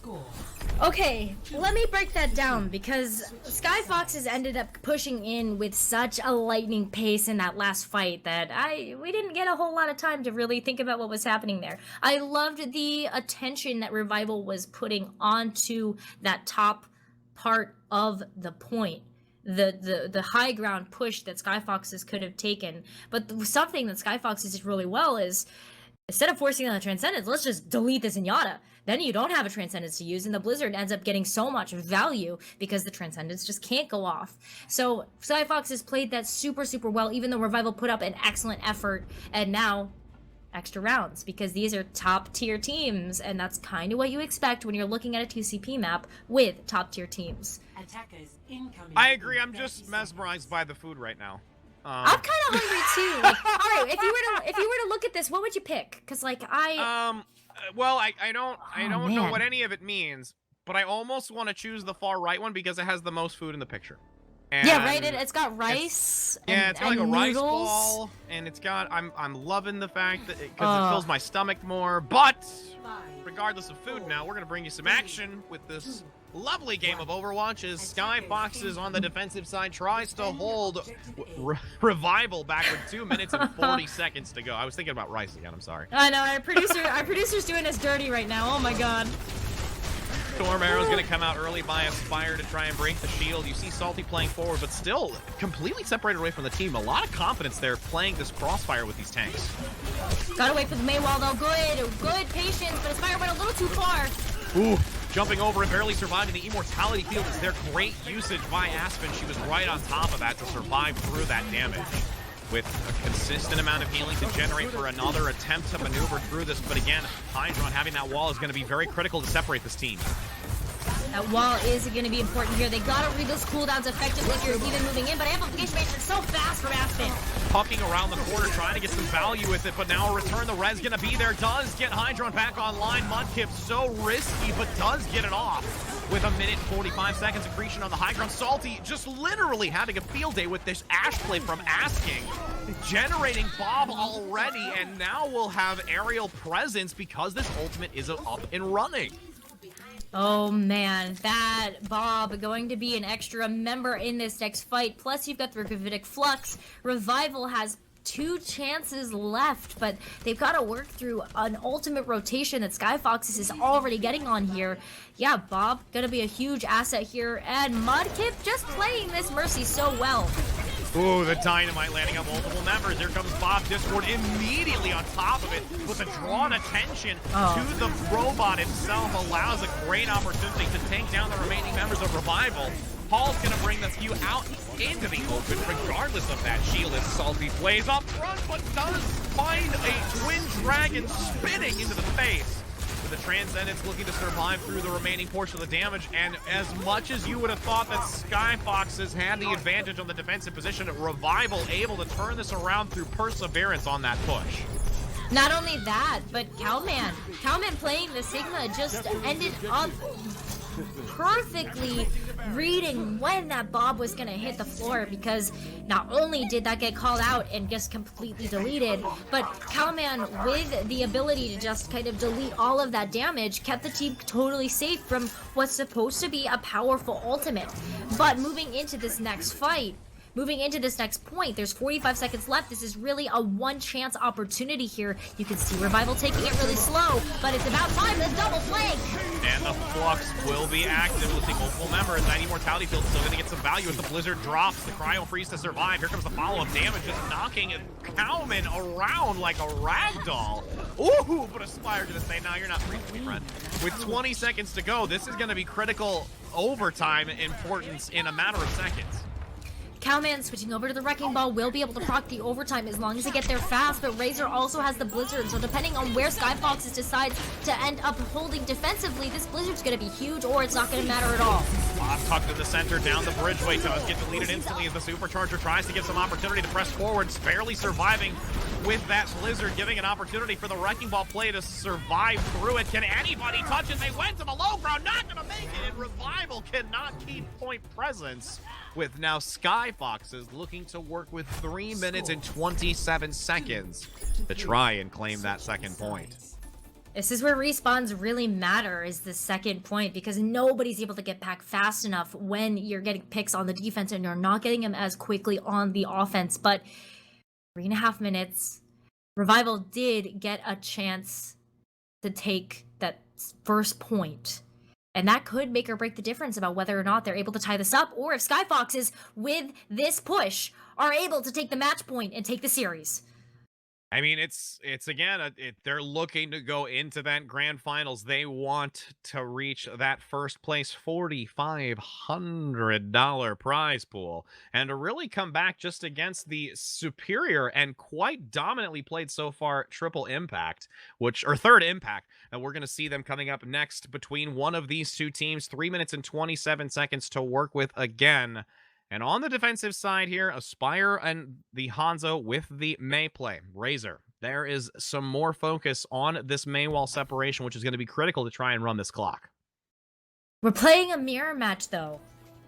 And when we've really seen these mirror matches happen, Skyfoxes has really been the one to take control of the mirror. It happened on Junkertown, and it's happening again here on Hanamura with the exact same composition with the Hanzo, the Mei, the Sigma, the Orisa, what you would expect on the supports as well. These walls going to be very important here. Blocking up the sightline of the Mei. I can't actually figure out how to segment them off.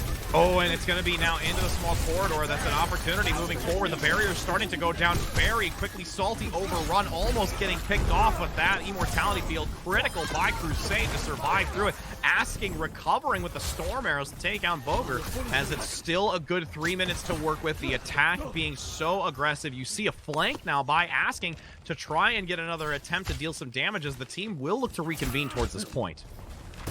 They're taking it slow and patient. Skyfoxes knows they have some time to play with, and they're waiting for another pick here, or waiting for Mikey to get the engage.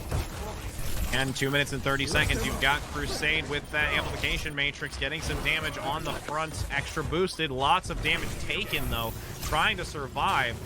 Hydron getting a really great opportunity to throw some damage through that corridor, can't manage to find too much value, but will look to chase down the counterpart on this other May. Razor looks to actually get some value along with Boger.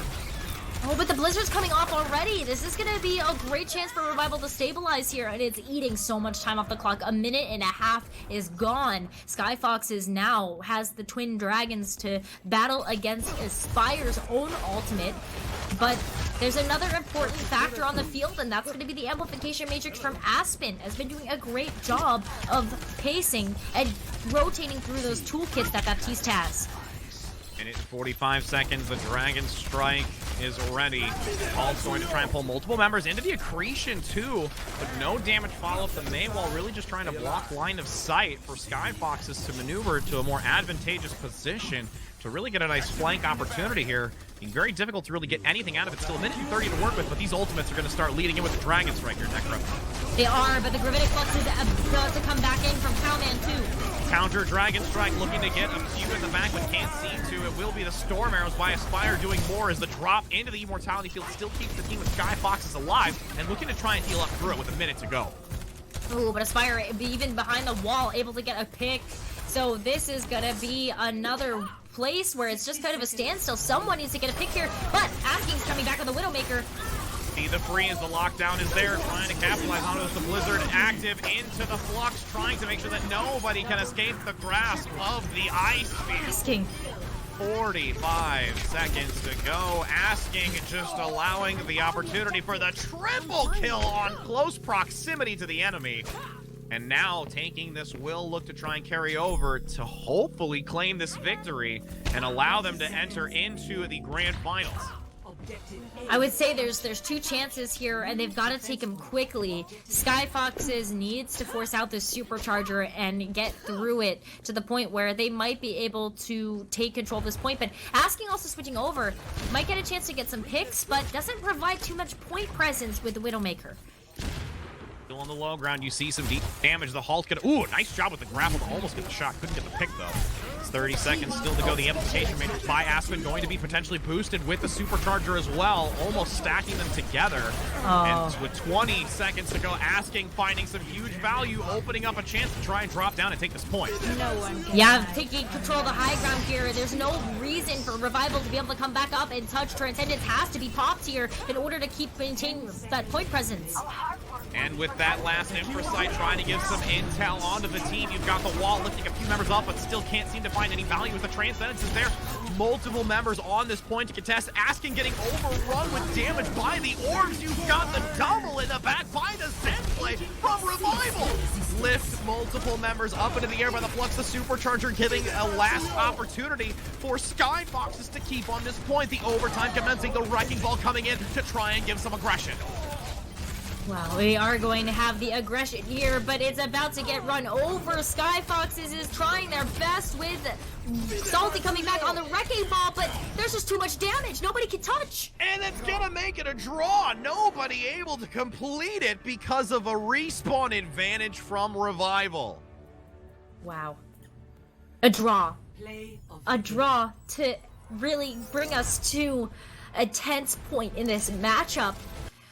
We're going to have another map here to figure out all of this. Yes, we really, really are. And I'm going to tell you right now, between these two, the draw has only intensified the level of excitement for both of these teams going into it. It's been a long day for Skyfoxes, but they've got to keep their morale moving forward if they look to try and keep this type of gameplay up. So we will be going to a brief break because the control map, like I said, is going to be next because of the draw to see if Skyfoxes can take this map going into grand finals or Revival can look to try and get to this best of 5. And while we're gone, definitely go to the exclamation point gift along with exclamation point mayhem so you can find out more information about both of those, and we'll be back in just a moment, friends.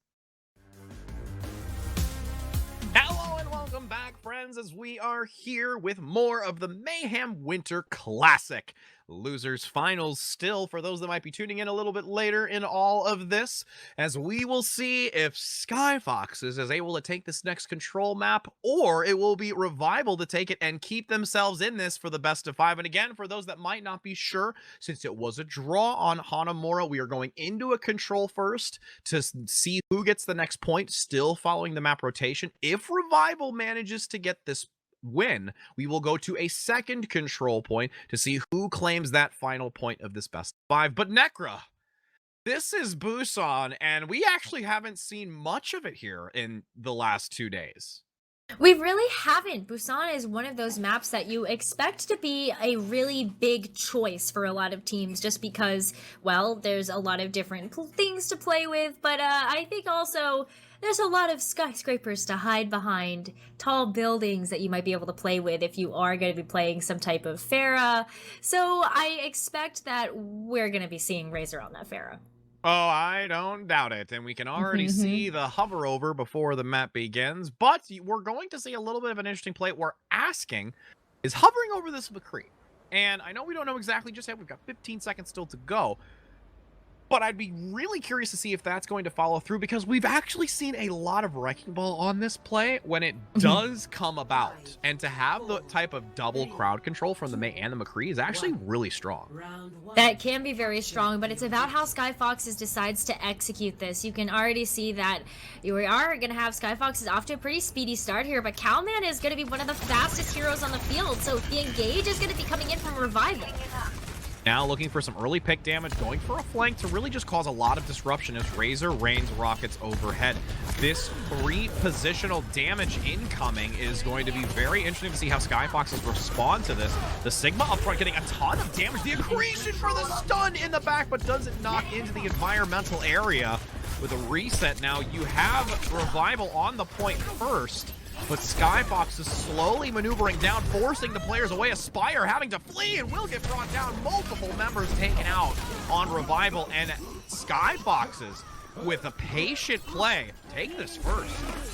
They will take this first, and Asking has already worked up to the high noon, so expect to see Asking try to get in position to utilize his ultimate either as a zoning tool or just, if they're lucky, maybe get a pick between these double barriers that we are having on this side of Revival. But immediate swap off, don't want to play a Pharah into Asking's McCree. This is the response that we needed to see from Skyfoxes on Ilios just maps before.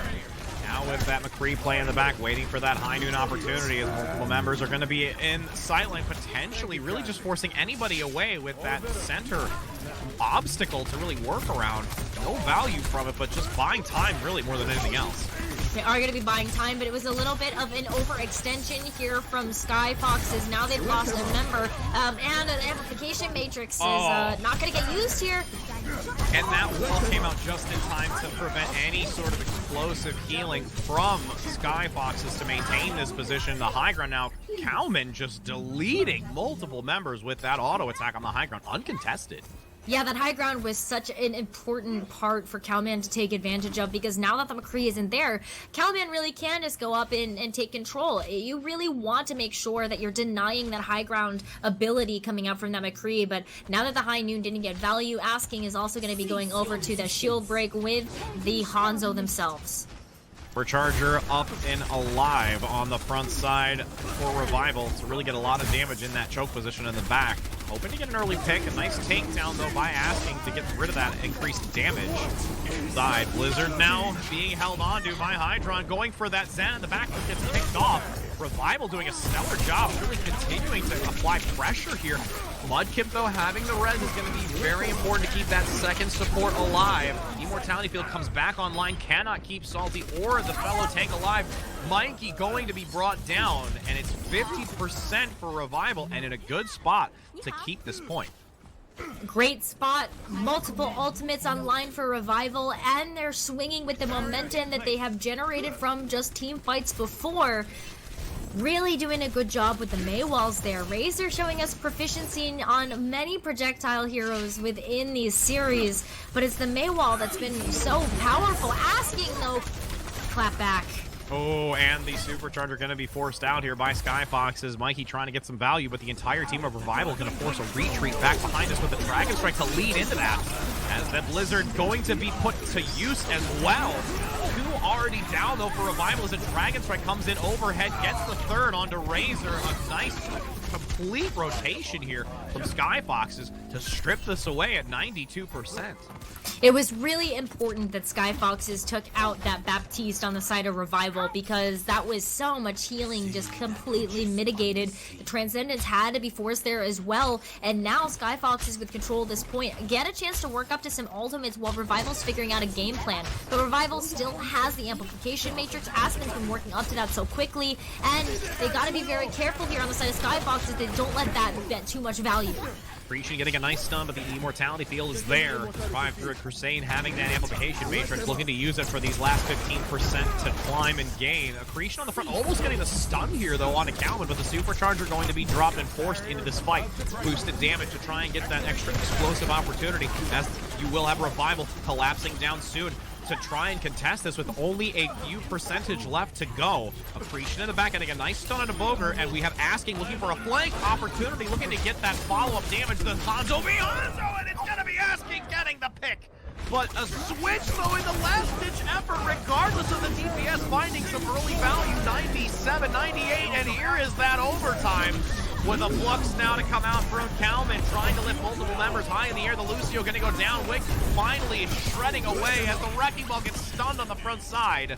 And I believe that is going to be it if the pick comes out. Round one of Busan still going to commence for a moment longer, but still will go in favor of Revival. Oh, yeah, you can see a bit of a bug there on your screen, 100 to 100, but this was going to be Revival's round to take, and a lot of that had to do with the Supercharger placement on the high ground, where nobody could reach it in that second to last team fight before the stagger started coming in from Skyfoxes.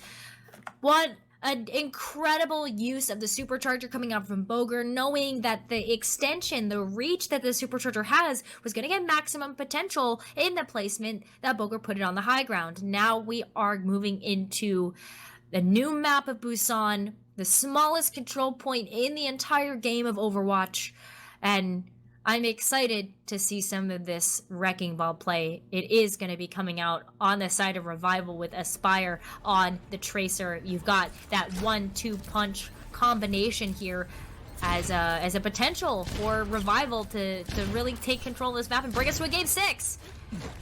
Here with that Tracer play, I'm really curious to see how effective it's going to be against Asking and really just drawing the attention away from that 3 sight line. You have Skyfoxes already reaching this point first, starting to get into an advantageous position to really claim it early. The Immortality field forced out. Nice job by Aspen, but the damage is too sufficient by Asking, rotating from the Widow to the McCree and just getting some early percentage here. Gonna get a bit of early percentage. This is gonna be good for Skyfoxes, but this is where Revival has to be a little bit patient because they are looking for the engage. Yeah, that early pick, but Aspen now actually getting a double kill. She got a huge pick there. Can the team follow up onto it as the Immortality field fades? No longer having protection. Salty going to take out Bogert with a double kill in return from Crusade.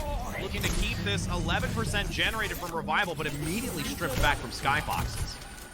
Gotta be stripped back here because there wasn't too many legs to stand on the side of Revival, but Skyfoxes now look at how much movement they're actually utilizing and micro-positioning themselves around these double barriers, the experimental, the deployable, coming out from the Sigma and the Orisa respectively, and now Asking being back on the McCree has forced Aspire off of the Tracer and Cowman off of the Wrecking Ball because of the flashbang stuns that Asking has been able to get on this McCree, working up to the high noon, really going to be able to keep people at bay here, but Dragon Strike.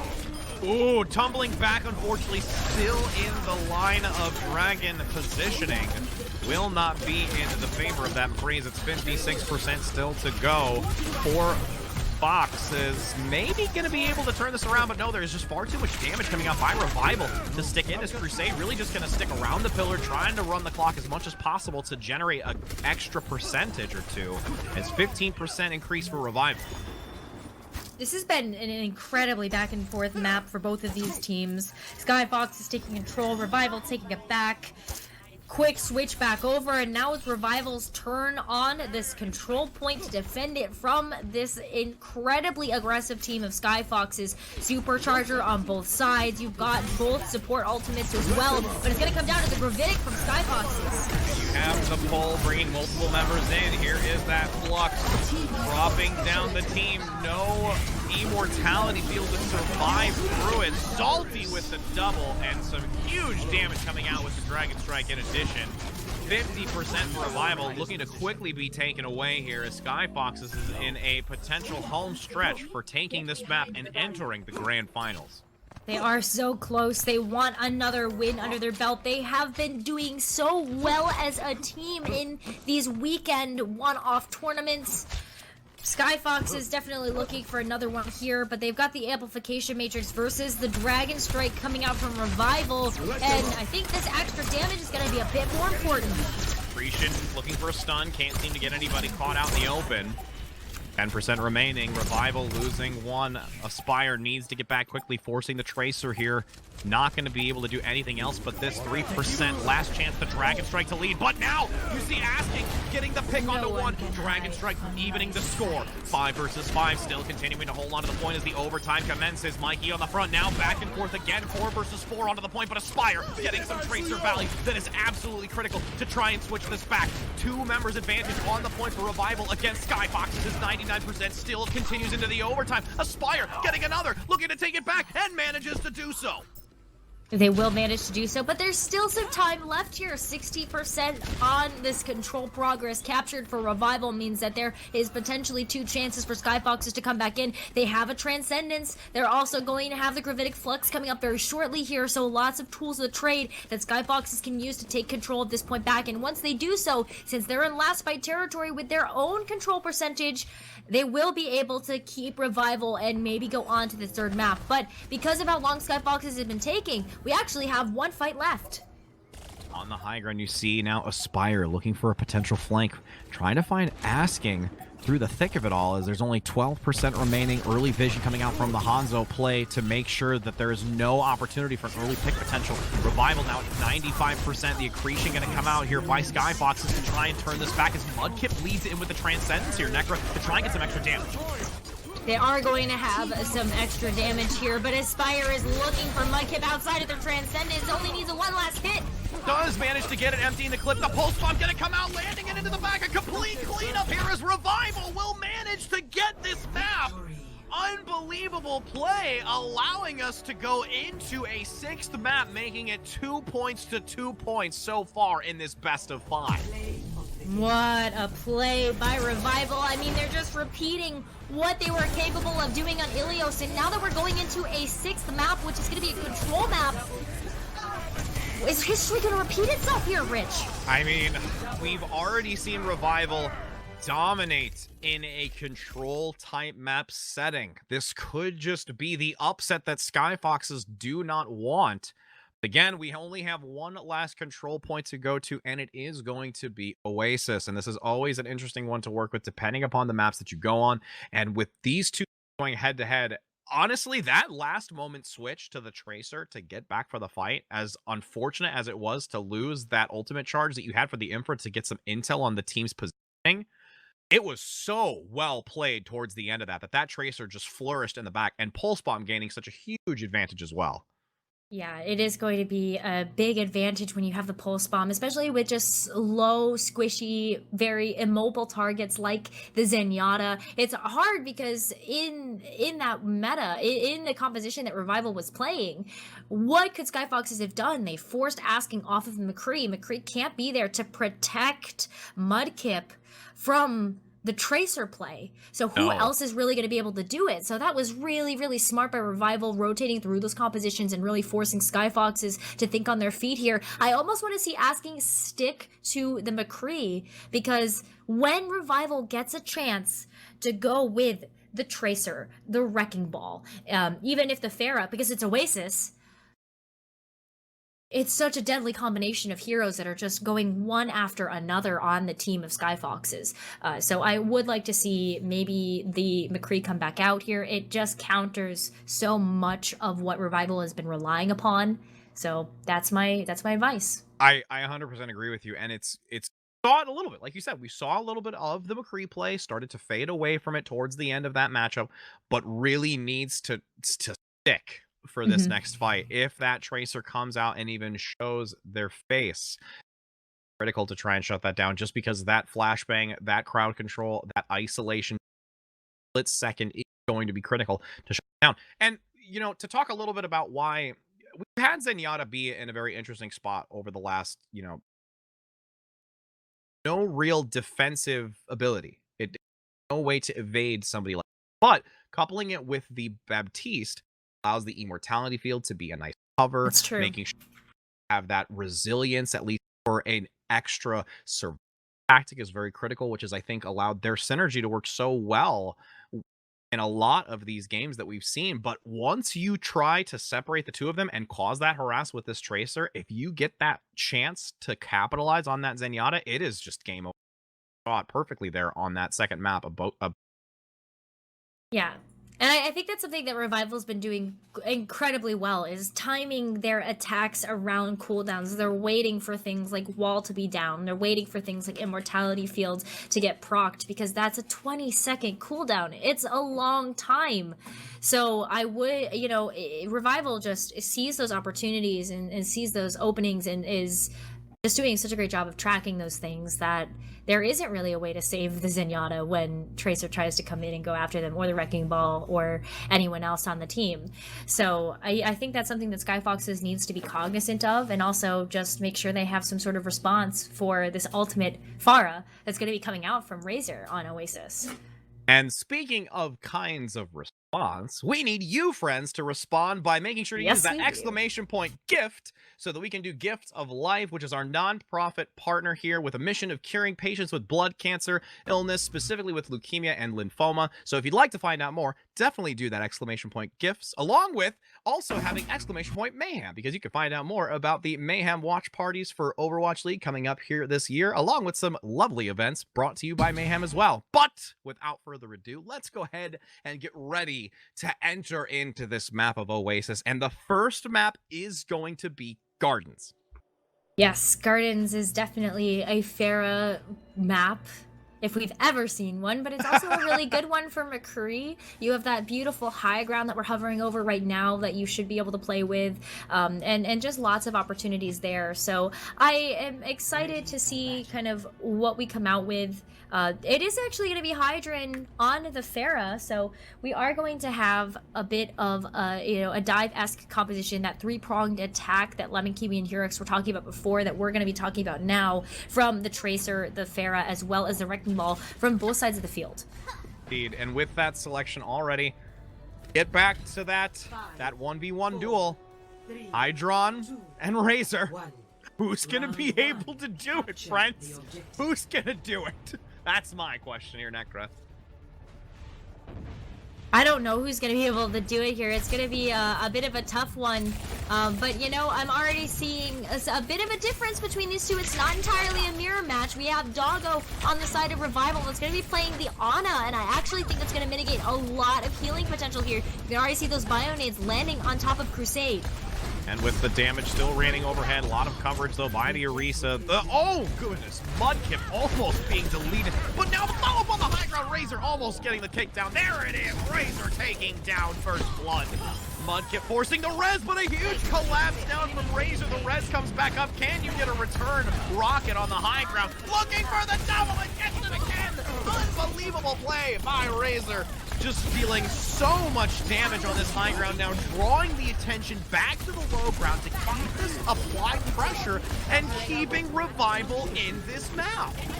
Wow, this is just the comeback of the century here that we're seeing from Revival. It's not just Razor that has been doing so much work, it's also Boger on the Sarissa that has been halting enemies directly into those rockets. You could just see an immediate response when those halts come out, where all eyes are on those halts, on those targets that get pulled directly into the line of sight. 17% in climbing. Crusade has that amplification matrix. Got this diva play now by Salty to really draw attention to Razor on the Pharah. Rez gonna come out by Mudkip once again. Here is a huge collapse with Crusade gonna follow up as well. Oh, Salty almost being brought out of the mech. Has to regroup towards that immortality field to survive. Numbers starting to collapse onto the point from Skyfox, gaining the numerical advantage for a moment, but Aspire still causing so much harass with Razor looking to get back into it. Still 3 versus 3 contesting on the point with the Red's going to allow Dogo to get back on top of this point with the Ana, but still gets picked off again. And now Revival has a great opportunity to still keep this point.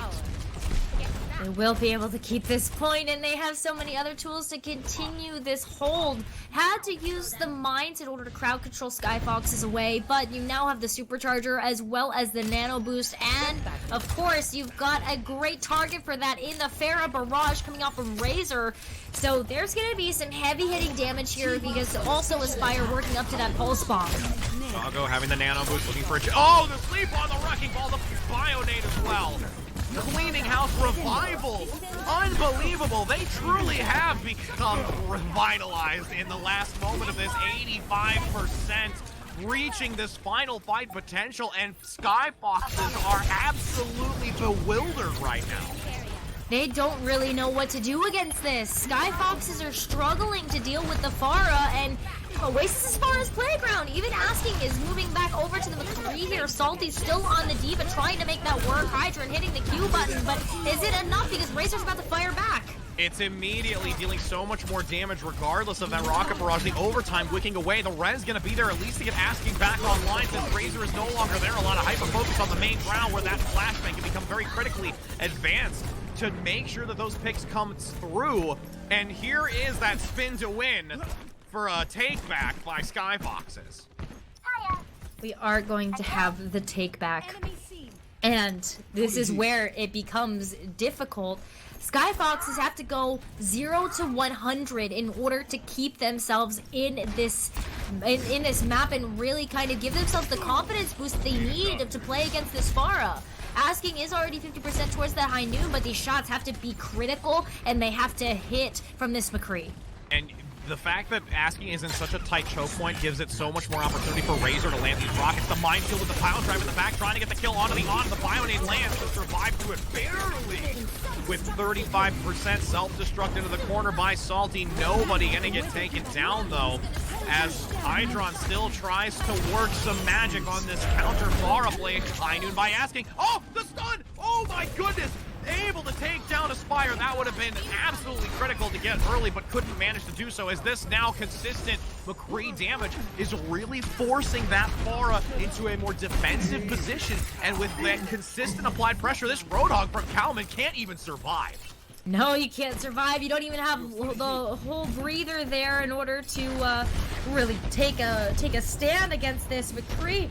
I mean, you saw Asking give up a high noon potential in order to just take out the Tracer that was coming at them. That's just reactionary. That's just stellar gameplay. And this Pharah. Oh, finally gets it. Asking giving themselves an opportunity to take it back, looking to get this entire 100% generated. Another high noon. Looking into the rocket barrage. The grasp of the beast will be present. Rez, though, immediately for Mudkip to get Asking back online. 90% to 99. Salty with that remech, looking to get towards another self-destruct, already at 50%. The Hydron in the back. Oh, the Tracer play. Aspire getting Crusade out of the fight, which is going to be very difficult right now, Necra. It is going to be super difficult, Rich Rat, because Crusade, I mean, they needed to be able to have that healing online here, and now they only have Mudkip to rely upon. You can see how that's already not enough as Revival continues their hold. Wrecking Ball not going to be able to live much longer. The rockets raining overhead by Hydron, going to go down. Overtime still commencing, but the last few stragglers from Skyfoxes getting thrown away and completely deleted. The Orisa trying to aggress forward. The Doomfist going to ensure that nobody gets there, and will be map 1 going to Revival. Ooh, this is gonna be such a close one. Revival wants this comeback. They want the chance to play against Third Impact one more time in this tournament. Get their revenge on the team that knocked them down here to play against Skyfoxes. The last time that they met, Revival was able to beat Skyfoxes 2-1 in the upper bracket, but now this is for all the marbles for the second place money just as a minimum. And it all comes down to this. We have Revival on a potential match point here. Skyfoxes has to take it back if they want a chance.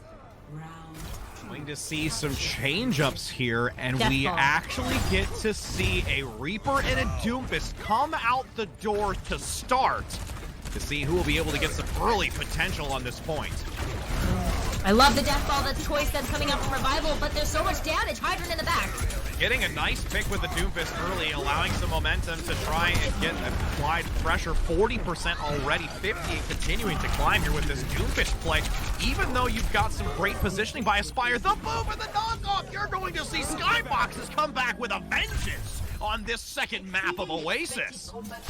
As quickly as we've seen Revival take control of these points afterwards, this is where Skyfoxes really needs to buckle down and show us what it means to be this top-tier team that won both Breakable Barriers 1 and 2.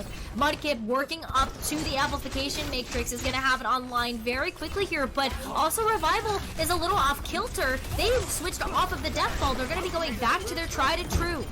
With the shields continuing to maintain that bottleneck here, it will be a nice early pick though, taking down Hydron. The Doomfist no longer available for that harassment in the backside as the Hulk tries to get a few members out into the open for some decent damage coming out from Salty, and the amplification matrix going to be committed to this. The immortality field no longer available from Revival, and the Flux going to lift multiple members into the Hulk. Huge amounts of damage going to land into the back. Can there be a follow-up? The double by Salty, looking for the triple, the fortify, the sustain on the return, but will not be able to do so. Revival going to be completely overrun with that combination, and at 55%, you see Skyfoxes continue to climb.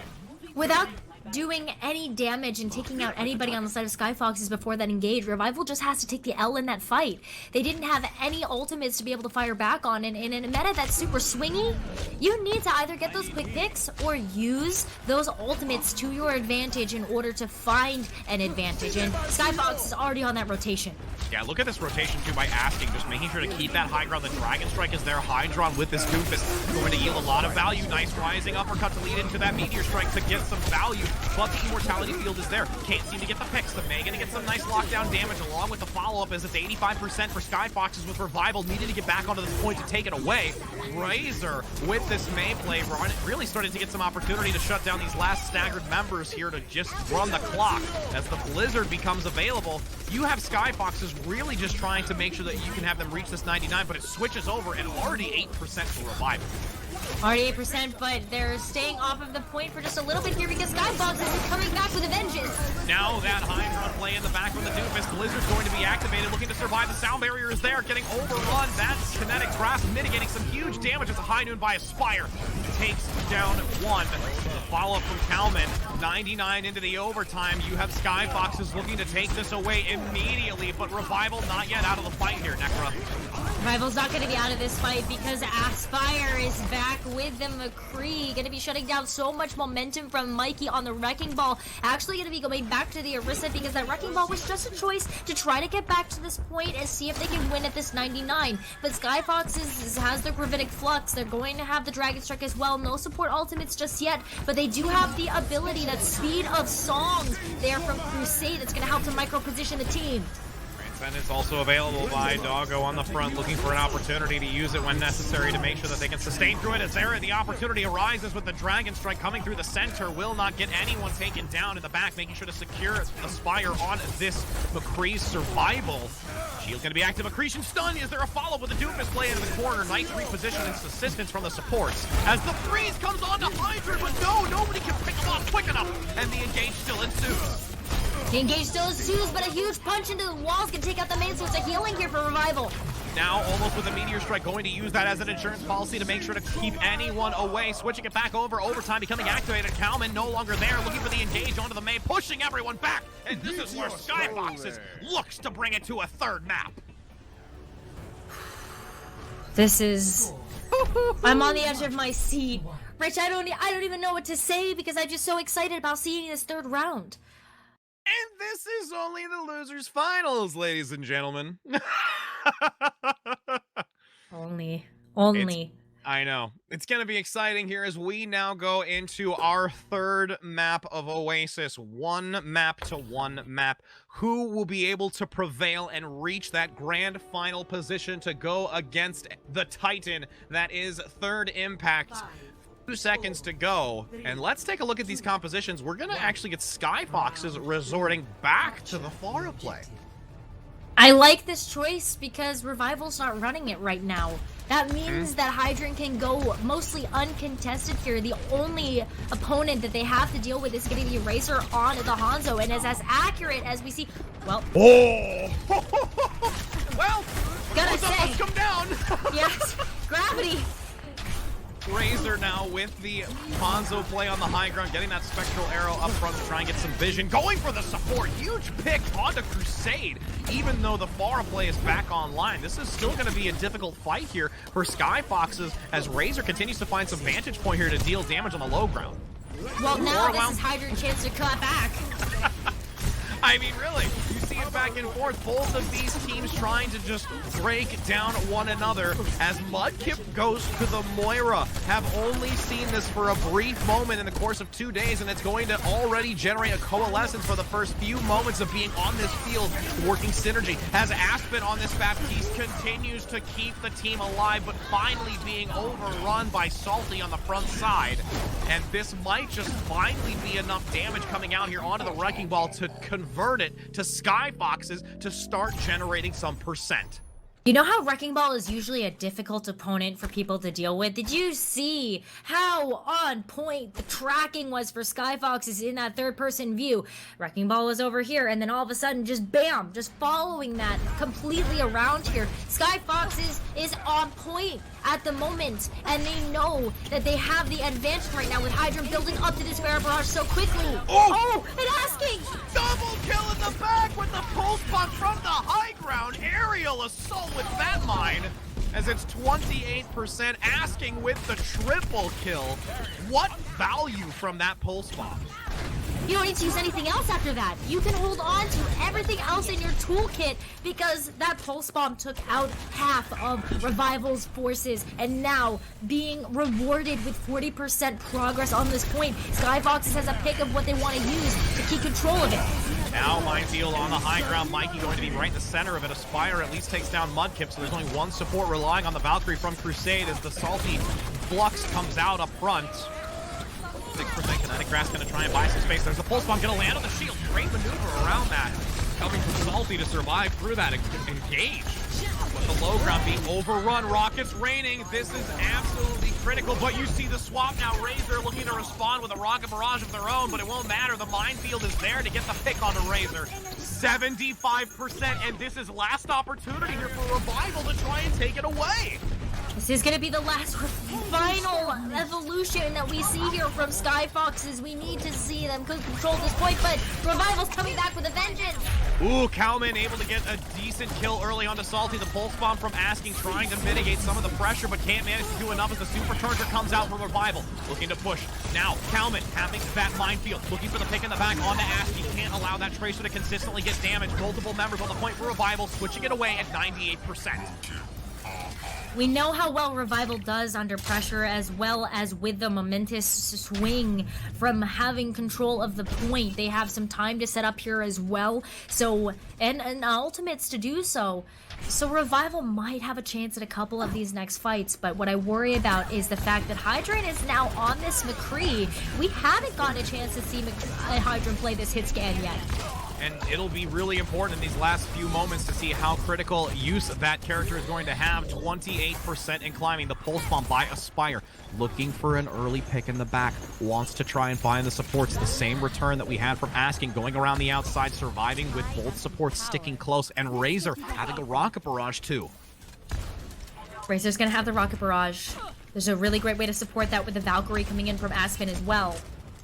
but I would worry because both support ultimates are going to be online for Skyfoxes and crowd control now coming out from Mikey.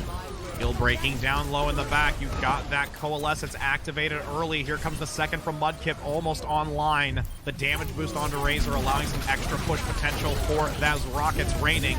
Here comes one onto Salty, looking for more. Has to divert out of the way with that concussion rocket to try and survive through the damage. This Mercy position doing a great job to keep that Razor play alive. 70% to 98. The Rockets still looking to pick that Mercy out of the sky. Can't manage to do so. It's switched back over. Skyfoxes managed to strip it away in the last few moments. Nobody close enough to prevent it, as it's going to be a last-ditch effort here for Revival to stick onto the point. Asking, getting to stick onto the Wrecking Ball, getting the pick, taking him down. 5-2, collapsing onto the point. Revival with the monkey. Ogre having to keep that Winston alive as best as possible to keep this overtime alive. Just now asking, still going for that TVT battle to try and see who can prevail to maintain this point to keep it into the overtime here. Necra, I don't know if they've got enough to do it. I don't think so, especially because the punch off is going to keep everybody at bay. Revival isn't going to be able to touch. Skyfox is able to claim victory here after seeing Revival take the first control, bringing it to map 3. You will have third place be obtained by Revival, while Skyfoxes will take the giant leap forward into the grand finals match against third Impact of this Mayhem Winter Classic. What a show between these two teams. The Revival gave Skyfoxes such a run for their money. Such a run.